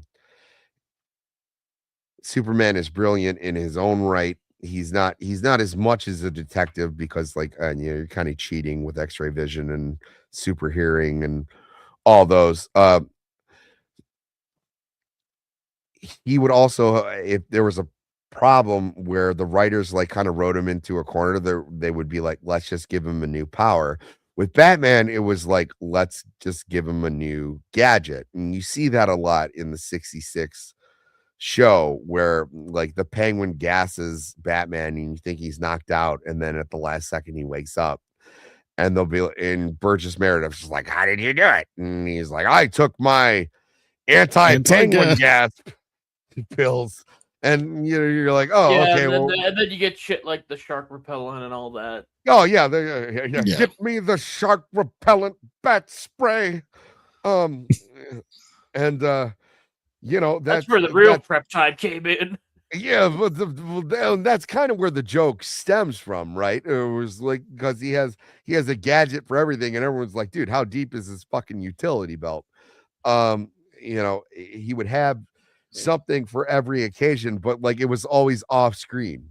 Like it was never no, smart writers would show him in the Batcave, just like holding, and you don't need much. That's my big thing about comic writers now. You don't need much. Just have him fucking around with some test tubes, and they're like, "Hey, Mr. Freeze has this new thing, and I don't know how to fight it, but I got a sample of his ice, and I'm just trying to figure out how it breaks down."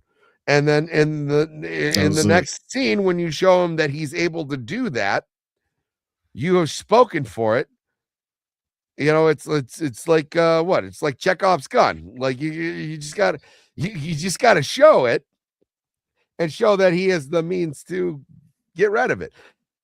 That is something that is entirely missed on the Silver Age. But it's also you have to realize that their hands are tied. So like, oh yes, the Batsui. It was a dance. And also, what's up, Boosh? It was a dance that the shark repellent. How do I not have that clip? Although I did think of one the other day, is the end of The Dark Knight, where he's like bringing the bomb over the river, and then it just cuts to Adam West like, some days you just can't get rid of a bomb. Boom. Here, we'll add this. We'll take this out of here. And I think our buddy come on, shark repellent works 0.1% of cases. I love that scene so much because like they bring Batman out and there's this giant rubber shark just attached, and he is punching the shit out of this rubber shark.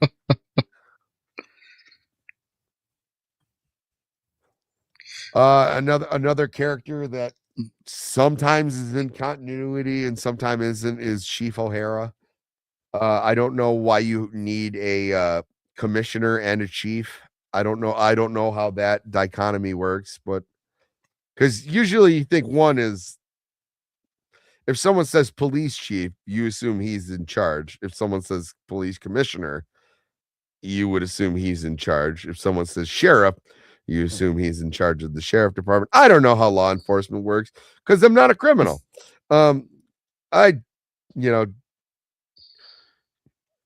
at least never got arrested enough to get into the system. That's here nor there. I do want to find this real quick because this is the type of shit that I'm talking about. It is in the 1967 movie, or it might be 68. It's whenever they made, Batman, the Adam West Batman movie. Yeah, I want to say it is. I'm pretty sure it's 68.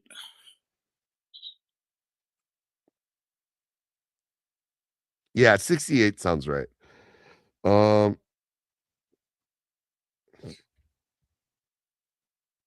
I mean, oh yeah, here we go. Hold on.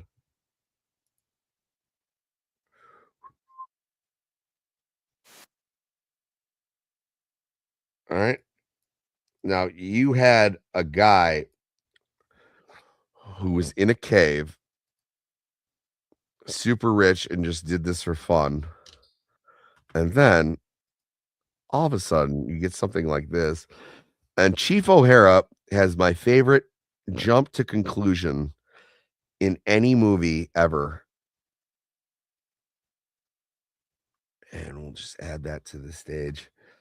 This is how they figure out that the Riddler, the Joker, Catwoman, and the Penguin are all working together.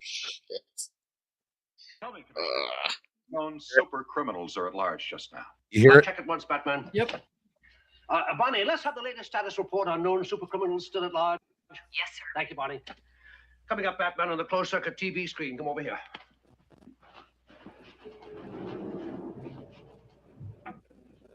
Status report. Known super criminals not currently imprisoned. The Penguin. That pompous, waddling master of foul play, maestro of a million criminal umbrellas. The Joker. Devilish clown prince of crime. Oh, if I only had a nickel for every time he's baffled us. What, the Riddler loose, too? So it seems. Loose to plague us with his criminal conundrums. Gosh, and the Catwoman. Hottest Catwoman. Could be. I like how he had nothing for her. But which Nothing. One? Which ones? Pretty fishy what happened to me on that ladder.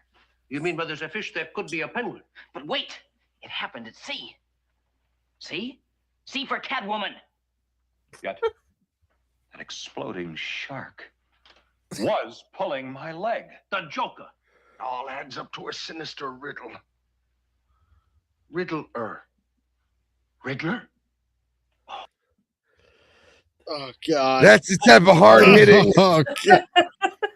I love how, like, maybe the other sections you could be like, okay, maybe, but once it gets to like C for Catwoman, it's like, wait, what? That makes Yeah, no, sense. my favorite is like it's all one giant riddle. Riddler? Like, Damn it. if you were actually like in a room where you're trying to solve something, everyone would be like, "You're retarded." Okay, like you're not helping. Oh, let's do it again. Oh no. Riddler? Really? A riddle. Pulling my leg. The Joker. All adds up to a sinister riddle. Riddler. Riddler? Oh, thought strikes. I'm gonna clip the shit out of that now. But Oh God. Am I the only one that really thinks that when Adam West is Batman, he's channeling William Shatner? oh, You know what? I can see that. no, but they came up in the same time, and so Yeah. maybe that's just like That's just how people acted back then. Yeah. Like especially Oh, in weird okay. shit like this.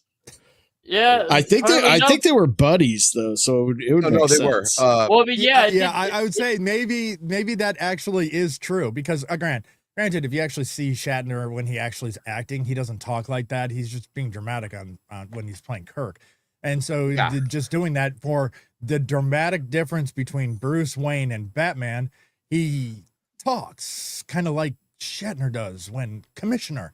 It could be the Joker.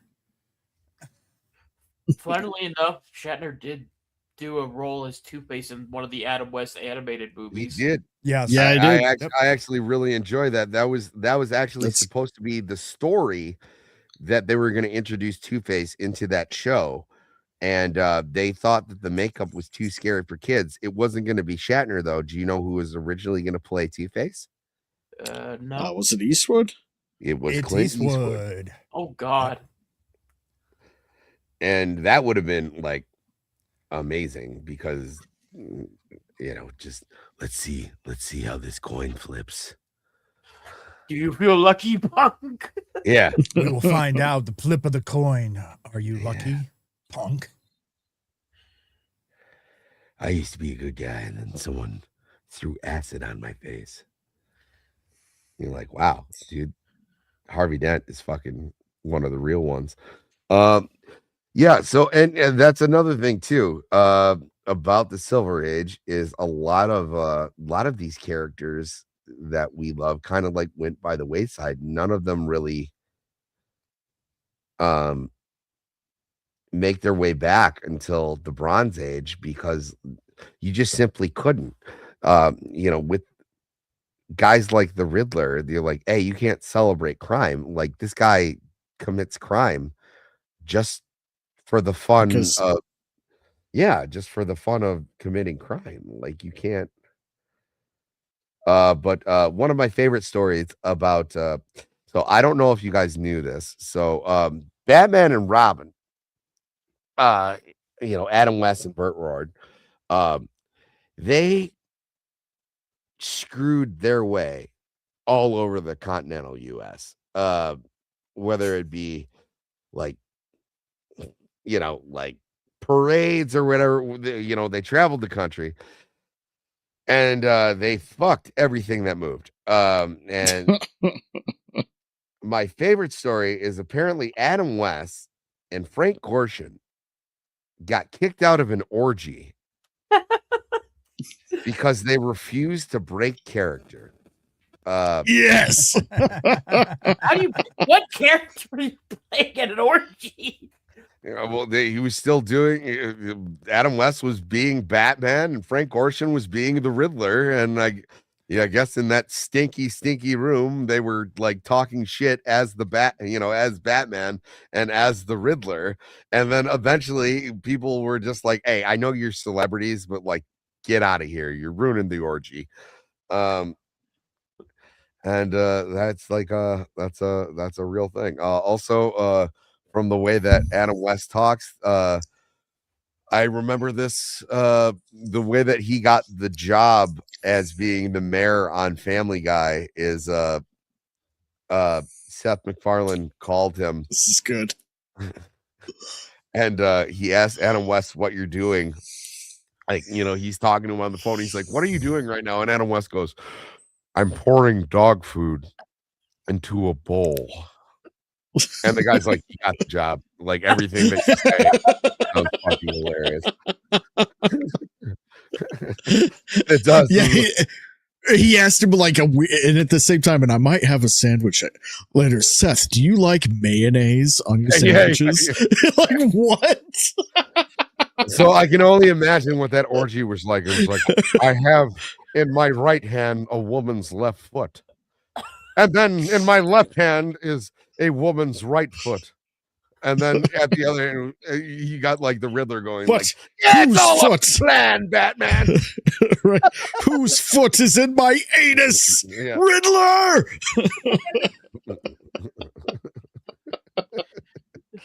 Another thing I you mentioned the Family Guy role. That was a good one.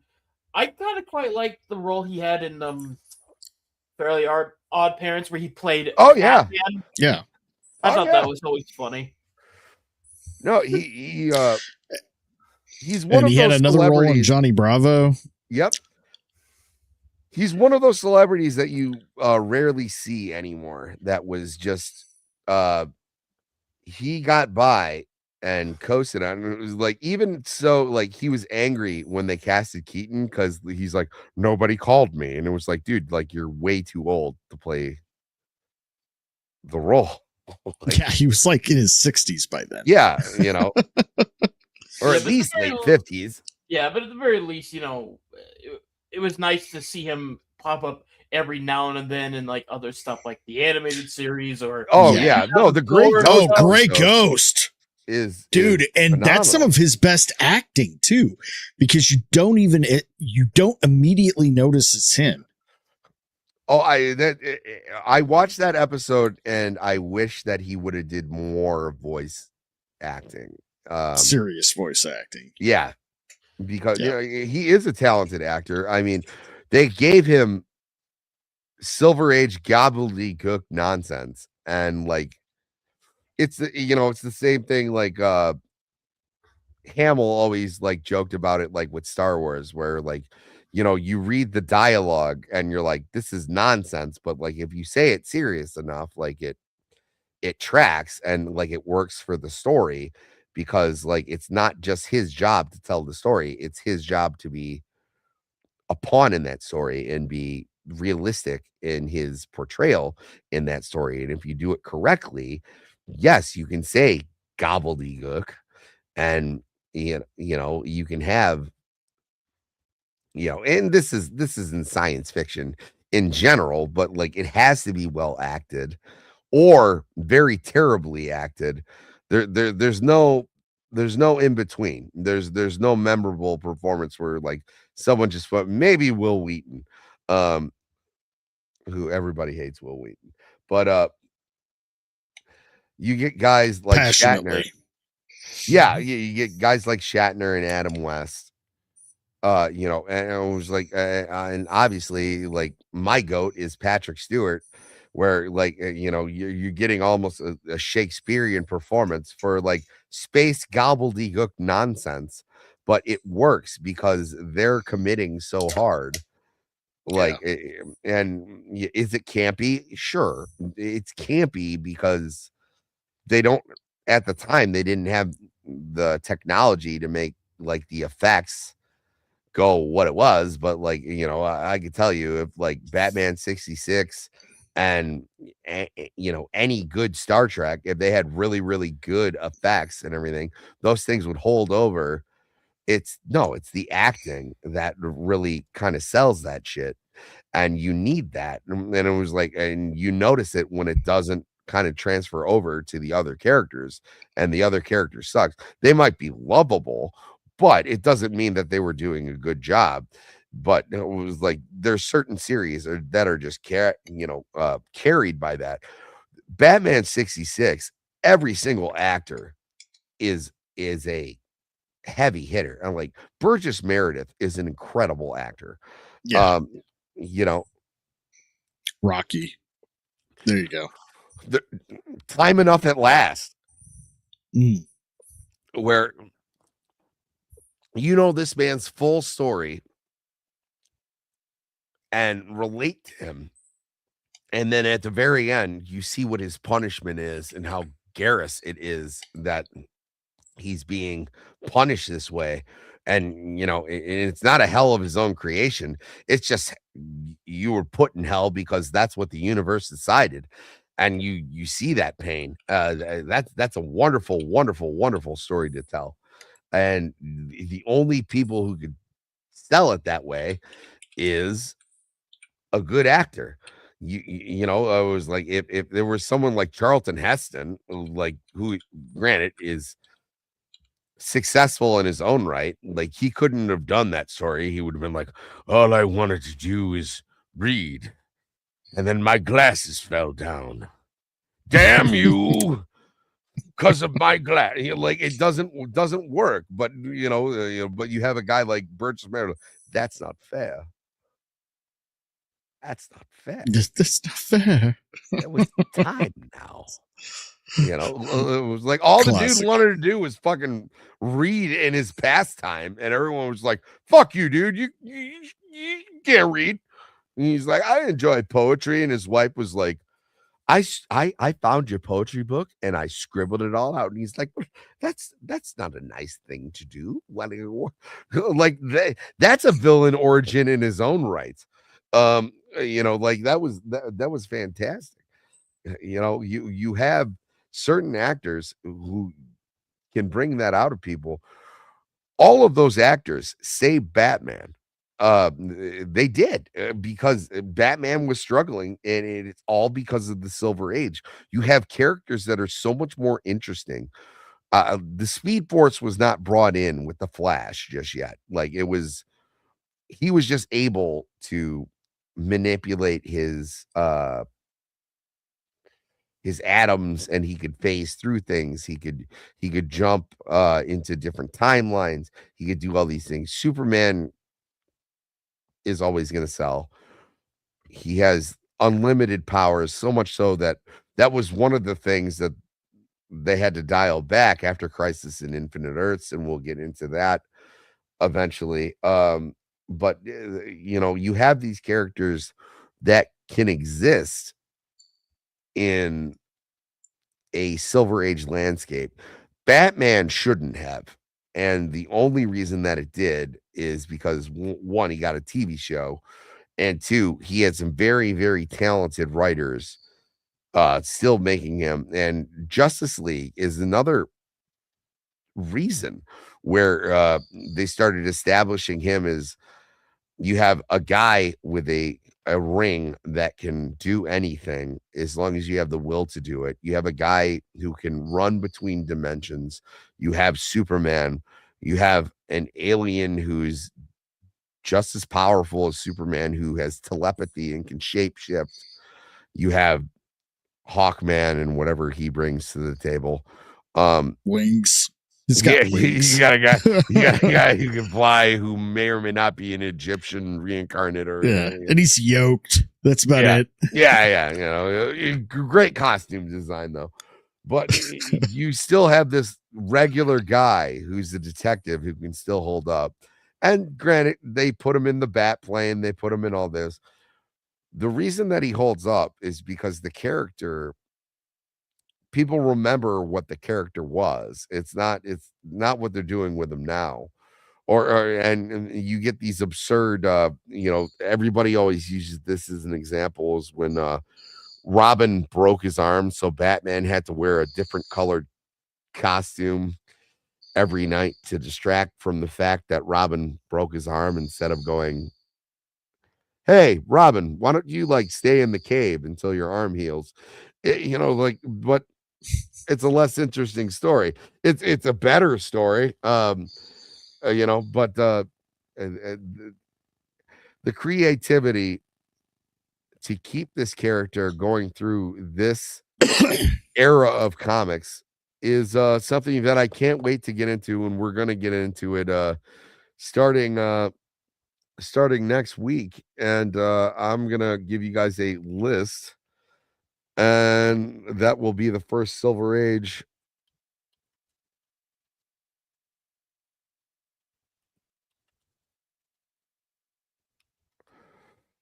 That'll be the first Silver Age Batman villains we get into, and there is quite the list. But I don't think we're going to start with Zebra Man or the Spinner or Atomic Man or Cat Man, Dr. No Face, Zodiac Master. But there is False Face, which everyone thinks is like the precursor to Black Mask, which Black Mask is a wonderful character. The Terrible Trio might be a good one, because most of these guys are throwaway characters. And honestly, the only one of note that we should have, I guess, saved is probably either Clayface Matt Hagen, which we covered that all in the Clayface, which, God, that could have been a 9-hour episode considering how much shit we had to cover. But Mr. Freeze is probably the most notable one to come out of those, and we already covered him. So a lot of these are going to be like throwaway ones. Like you have Blockbuster, which you don't see a lot of mainstay Batman characters in the Silver Age, which is fine, because in that it was mostly aliens or some sort of sci-fi aspect. Also, Zax, I see you. I love you, buddy. You don't see a lot of characters that are mainstays in this aspect of comics. Like I said, I'm looking at this list. The Silver Age villain spans from 56 to 70. Here's a list: Professor Milo, Signal Man, False Face, the Terrible Trio, who actually did get some love on the animated series. Calendar Man, Dr. Double X, Mr. Freeze, known as Mr. Zero, the Clock, the Crimson Knight, Zebra Man, the Spinner, the Atomic Man, Kite Man, Rainbow Creature, Starman, which there's so many characters named Starman, it doesn't matter. Planet Master, Matt Hagen's Clayface, Polka Dot Man, the False Face Society, which they later retconned for Black Mask. Don't downplay. Don't downplay Polka Dot Man. He haunts my dreams. I will. You know, a lot of people shit on James Gunn. What he did with Polka Dot Man was probably one of the most interesting things. Yeah. Yeah, Polka Dot Man, False Face Society, Catman, Dr. No Face, the Zodiac Master, Alfred Pennyworth as the Outsider, the Grasshopper, Getaway Genius, Mr. Cognito, Blockbuster, Bouncer, and the Monarch of Menace. How many of those do you think stuck around for the Bronze? None of them. None of them are. Like, I can name maybe 4 or 5 of them, maybe, that are not Mr. Freeze or Catman, because, like... Yeah, and Catman is technically a Golden Age character anyway. Yeah, like, I would say, like, Terrible Trio, they at least stand the test of time because they can be used as just a good one-off in case you don't want to use one of the bigger names. Like, it's like, there you go, use the Terrible Trio. Or, Polka Dot Man or Kite Man. It's like they have, like, their own values, as gimmicks. But everybody else is like, no. Another thing that they did, and I'm reading this here, is other characters like Kite Man, Killer Moth, the Cavalier were later described as part of a bygone era. So they even recognized that they were Golden Age characters and just kind of there because they were there. Yeah, they were just there to utilize. Actually, that's part and parcel to Killer Moth's like history, which we covered last week when I was just wrapping up the Golden Age. Killer Moth, they even started saying, like, you're kind of old hat, like you don't kind of belong in this era, and they really kind of did that. The only one I guess that we're gonna cover, and then I guess we'll do a Silver Age wrap up, because the Silver Age, I guess we'll cover Batmite, but the biggest one who we haven't done yet out of the Rogues Gallery that really came out of the Silver Age is Poison Ivy, which is an interesting talk. But this from 56 to 1970, when we think about all the villains we've already covered for that, for that period of time, Poison Ivy's the only one that really kind of sticks around. Like Calendar Man and everything, that's really, you don't really think of him unless you think of like the Arkham games and the Long Halloween. They've since made him more like a Hannibal Lecter character. That's just out of necessity. That's like something that's out of like the brilliance of like Grant Morrison, or like someone like an Alan Moore who has like a great extent of like comic book knowledge, who can like grab these old characters. And Paul Dini is great for that. He gave Mr. Freeze his glow up. There's not a lot of these characters. Clock King too. What? Clock King too. Oh, the Clock King. But I'm saying, does he deserve a full episode? Like, no, not at all. Just credit where credit's due. The blow up on Clock King often gets overlooked. Oh, Toasty. And my beautiful bride. Thank you. Yeah, so I'm saying it was like I think we all remember when the Grasshopper made his big debut. It was like, what are we doing? They the guy's name is Mr. Incognito. Blockbuster actually made it into the 90s and even into the he was kind of part and parcel into the Nightfall uh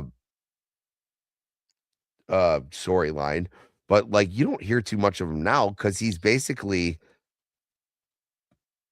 he's kind of the same. There's another character named Amygdala. He's just like they experimented on him and he's really, really strong. There's not a lot of really good characters because they were more focused on teaming Batman up and putting him in like group comics because at the time he wasn't doing well. So I mean it really is kind of a poor uh thing. I was like, look at this wonderful thumbnail I devised. Um yeah, I'll shoot my own shit right here. They're just kind of like looking at the comic book code of authority and going like, what do we do? Because he's not a character that really survives. Had that environment continued into the 70s, we wouldn't be talking about Batman because like Silver Age Batman is kind of fucking lame and there's better utilization of other characters. There's better glow ups that other characters got. I'll tell you right now, like I have the like Silver Age Hal Jordan omnibus. I'm not gonna buy the Batman one. I might buy World's Finest when he's teaming up with Superman and they're going on like different adventures and stuff, but like most of this is garbage. I'll probably buy the one because obviously between 56 and 70 there's going to be more than one omnibus.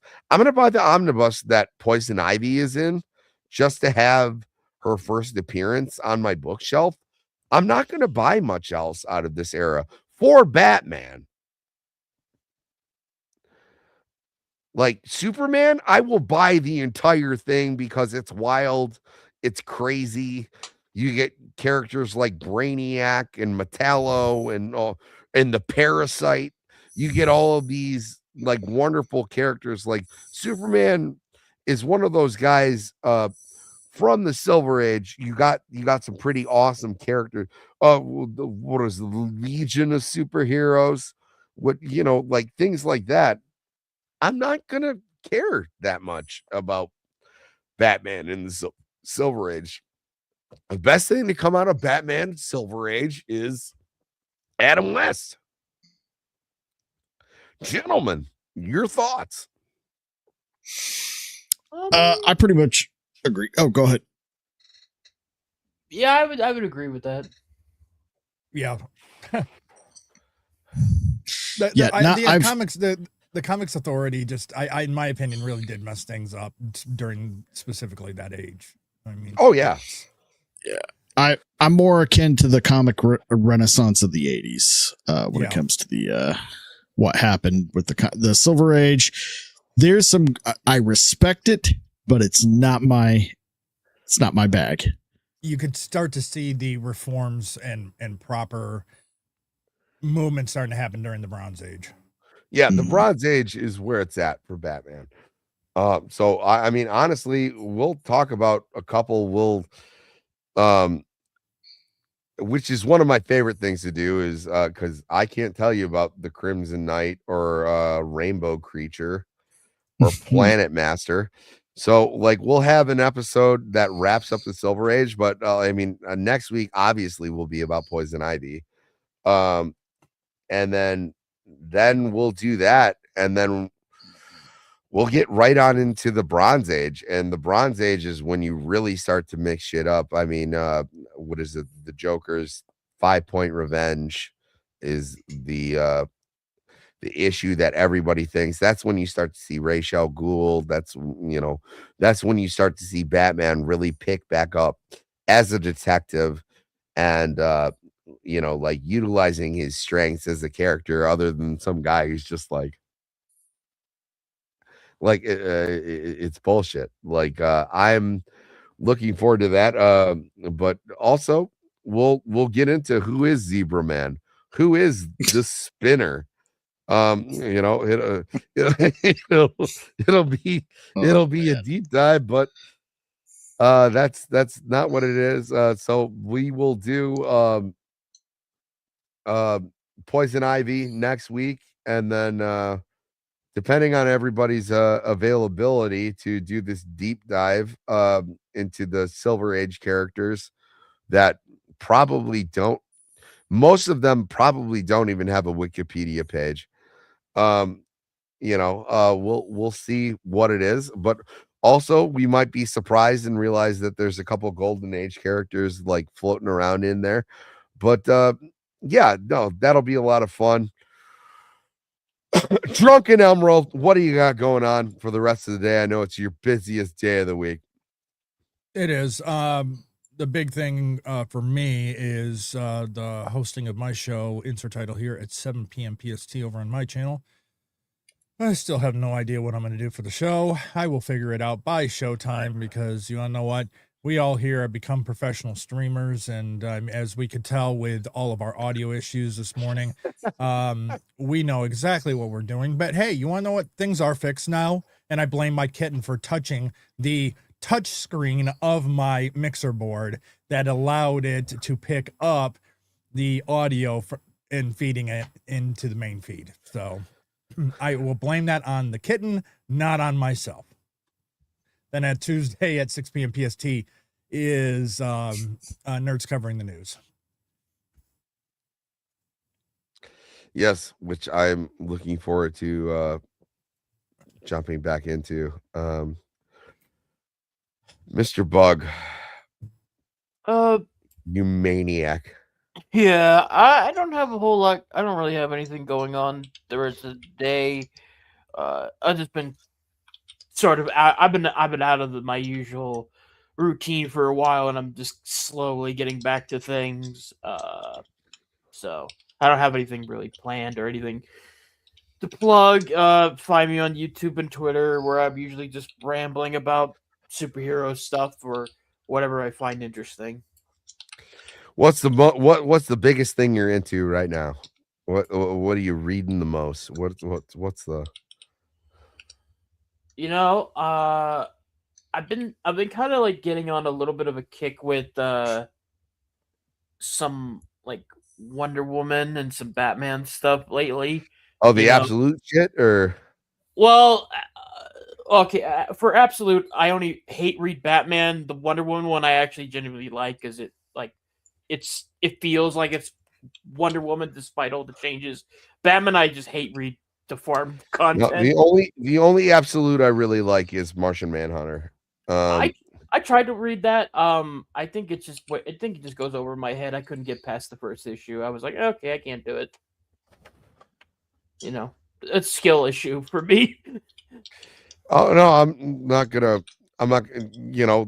There's just aspects of it that I really, really enjoy, and like it's the takes on the character, right? But like, yes, making Batman like this giant behemoth. Everybody's really excited about what they're doing with like Absolute Joker, and I was like, congratulations, you turned him into Violator from fucking the Spawn comics. Like, it's not. It is what it is. It's a whole thing, if you ever want to do an episode where you just trash talk that, I'm game for it. I'll let you know that. We can, we can do that. Maybe we'll do that in between jumping to the Bronze Age, where we just kind of like trash the Absolute universe, because like there's a lot there. But like also I kind of appreciate at least they're trying to do something new, where it was like, what if a universe was started by Darkseid? And was like, well, yeah, I guess that's fine, but like I've always been under the impression, and DC does this too often, you shouldn't use Darkseid as much as you do, because he always becomes the end all say all. And like it's just a bad It's like when I say Sherlock, who do you think the bad guy is? Moriarty. Moriarty. Yeah. Moriarty shows up in 2 stories. Moriarty was thought up when what's his face? When he wrote Sherlock and he was sick of Sherlock. Doyle. When Arthur Conan Doyle wrote this and he was tired of writing Sherlock stories. He basically did what's his face did when they came up with Doomsday. Like, who's a character that's equipped to kill Superman? Jurgens. When Jurgens came up,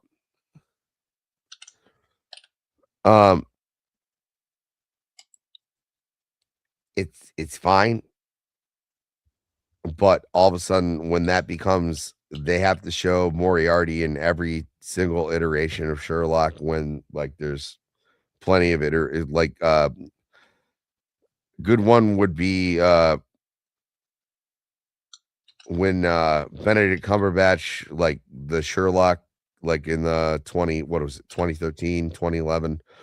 It's actually really dated and it doesn't hold up. But like when he was playing Sherlock, they did like a study in pink instead of study in scarlet. They already had to start hinting towards Moriarty. And Moriarty is like an afterthought. Moriarty was like, you have this character that with the whole Fourth World saga that was never supposed to be in DC proper, and people just like abuse the shit out of him. Like, you shouldn't use Darkseid that way.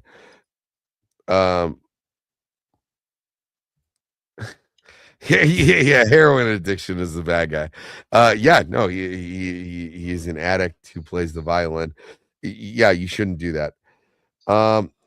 But either way, that's something we can talk about. Yeah, we could have an episode on Darkseid because actually some of the best times that Darkseid is depicted, Batman usually gets the better of him. And but also that leads back to him getting hit with the Omega beams and having to like travel through time. And then you get some really confusing Grant Morrison bullshit. But we don't have to talk about that today. Why don't we talk about what Iron Oxide's doing for the rest of the day? Coming up here at 4:35 p.m. PST over on my channel, we'll have the weekly Rogues Gallery reset with special guest Zakanian.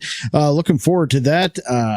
First time on the show. Let's see. Topics, just the usual stuff. Talk about the new Doomsday trailer leaks.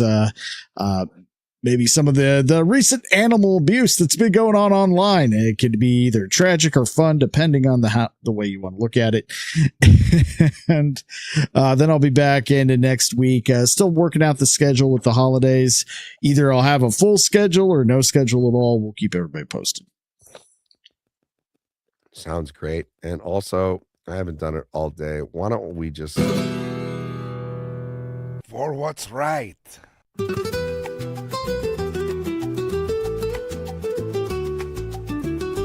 For love. My balls are a cry for justice. My dick veins are a cry of passion. I am El Gaucho. You heard it here first. El Gaucho, the Batman of all countries. Guys, this was a heavy topic.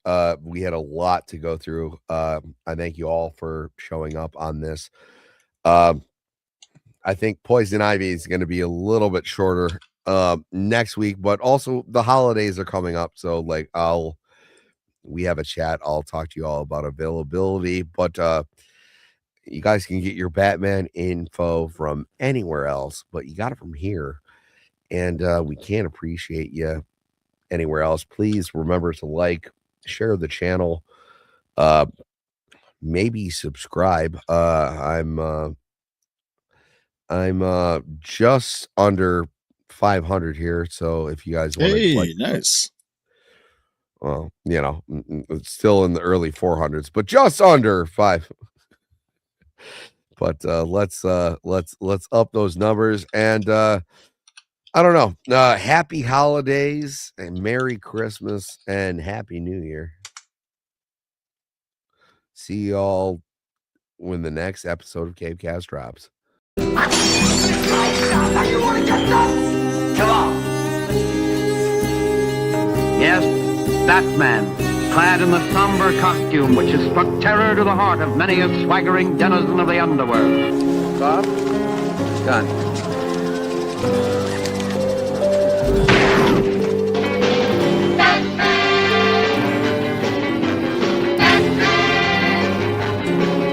Holy CinemaScope! Holy miscast Batman! Holy movie mogul!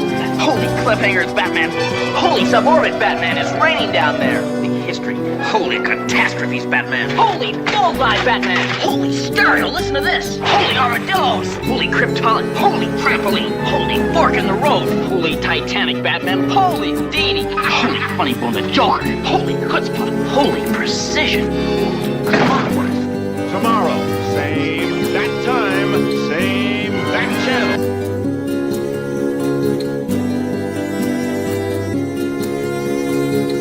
The monster who took you from me will soon learn that revenge is a dish best served cold.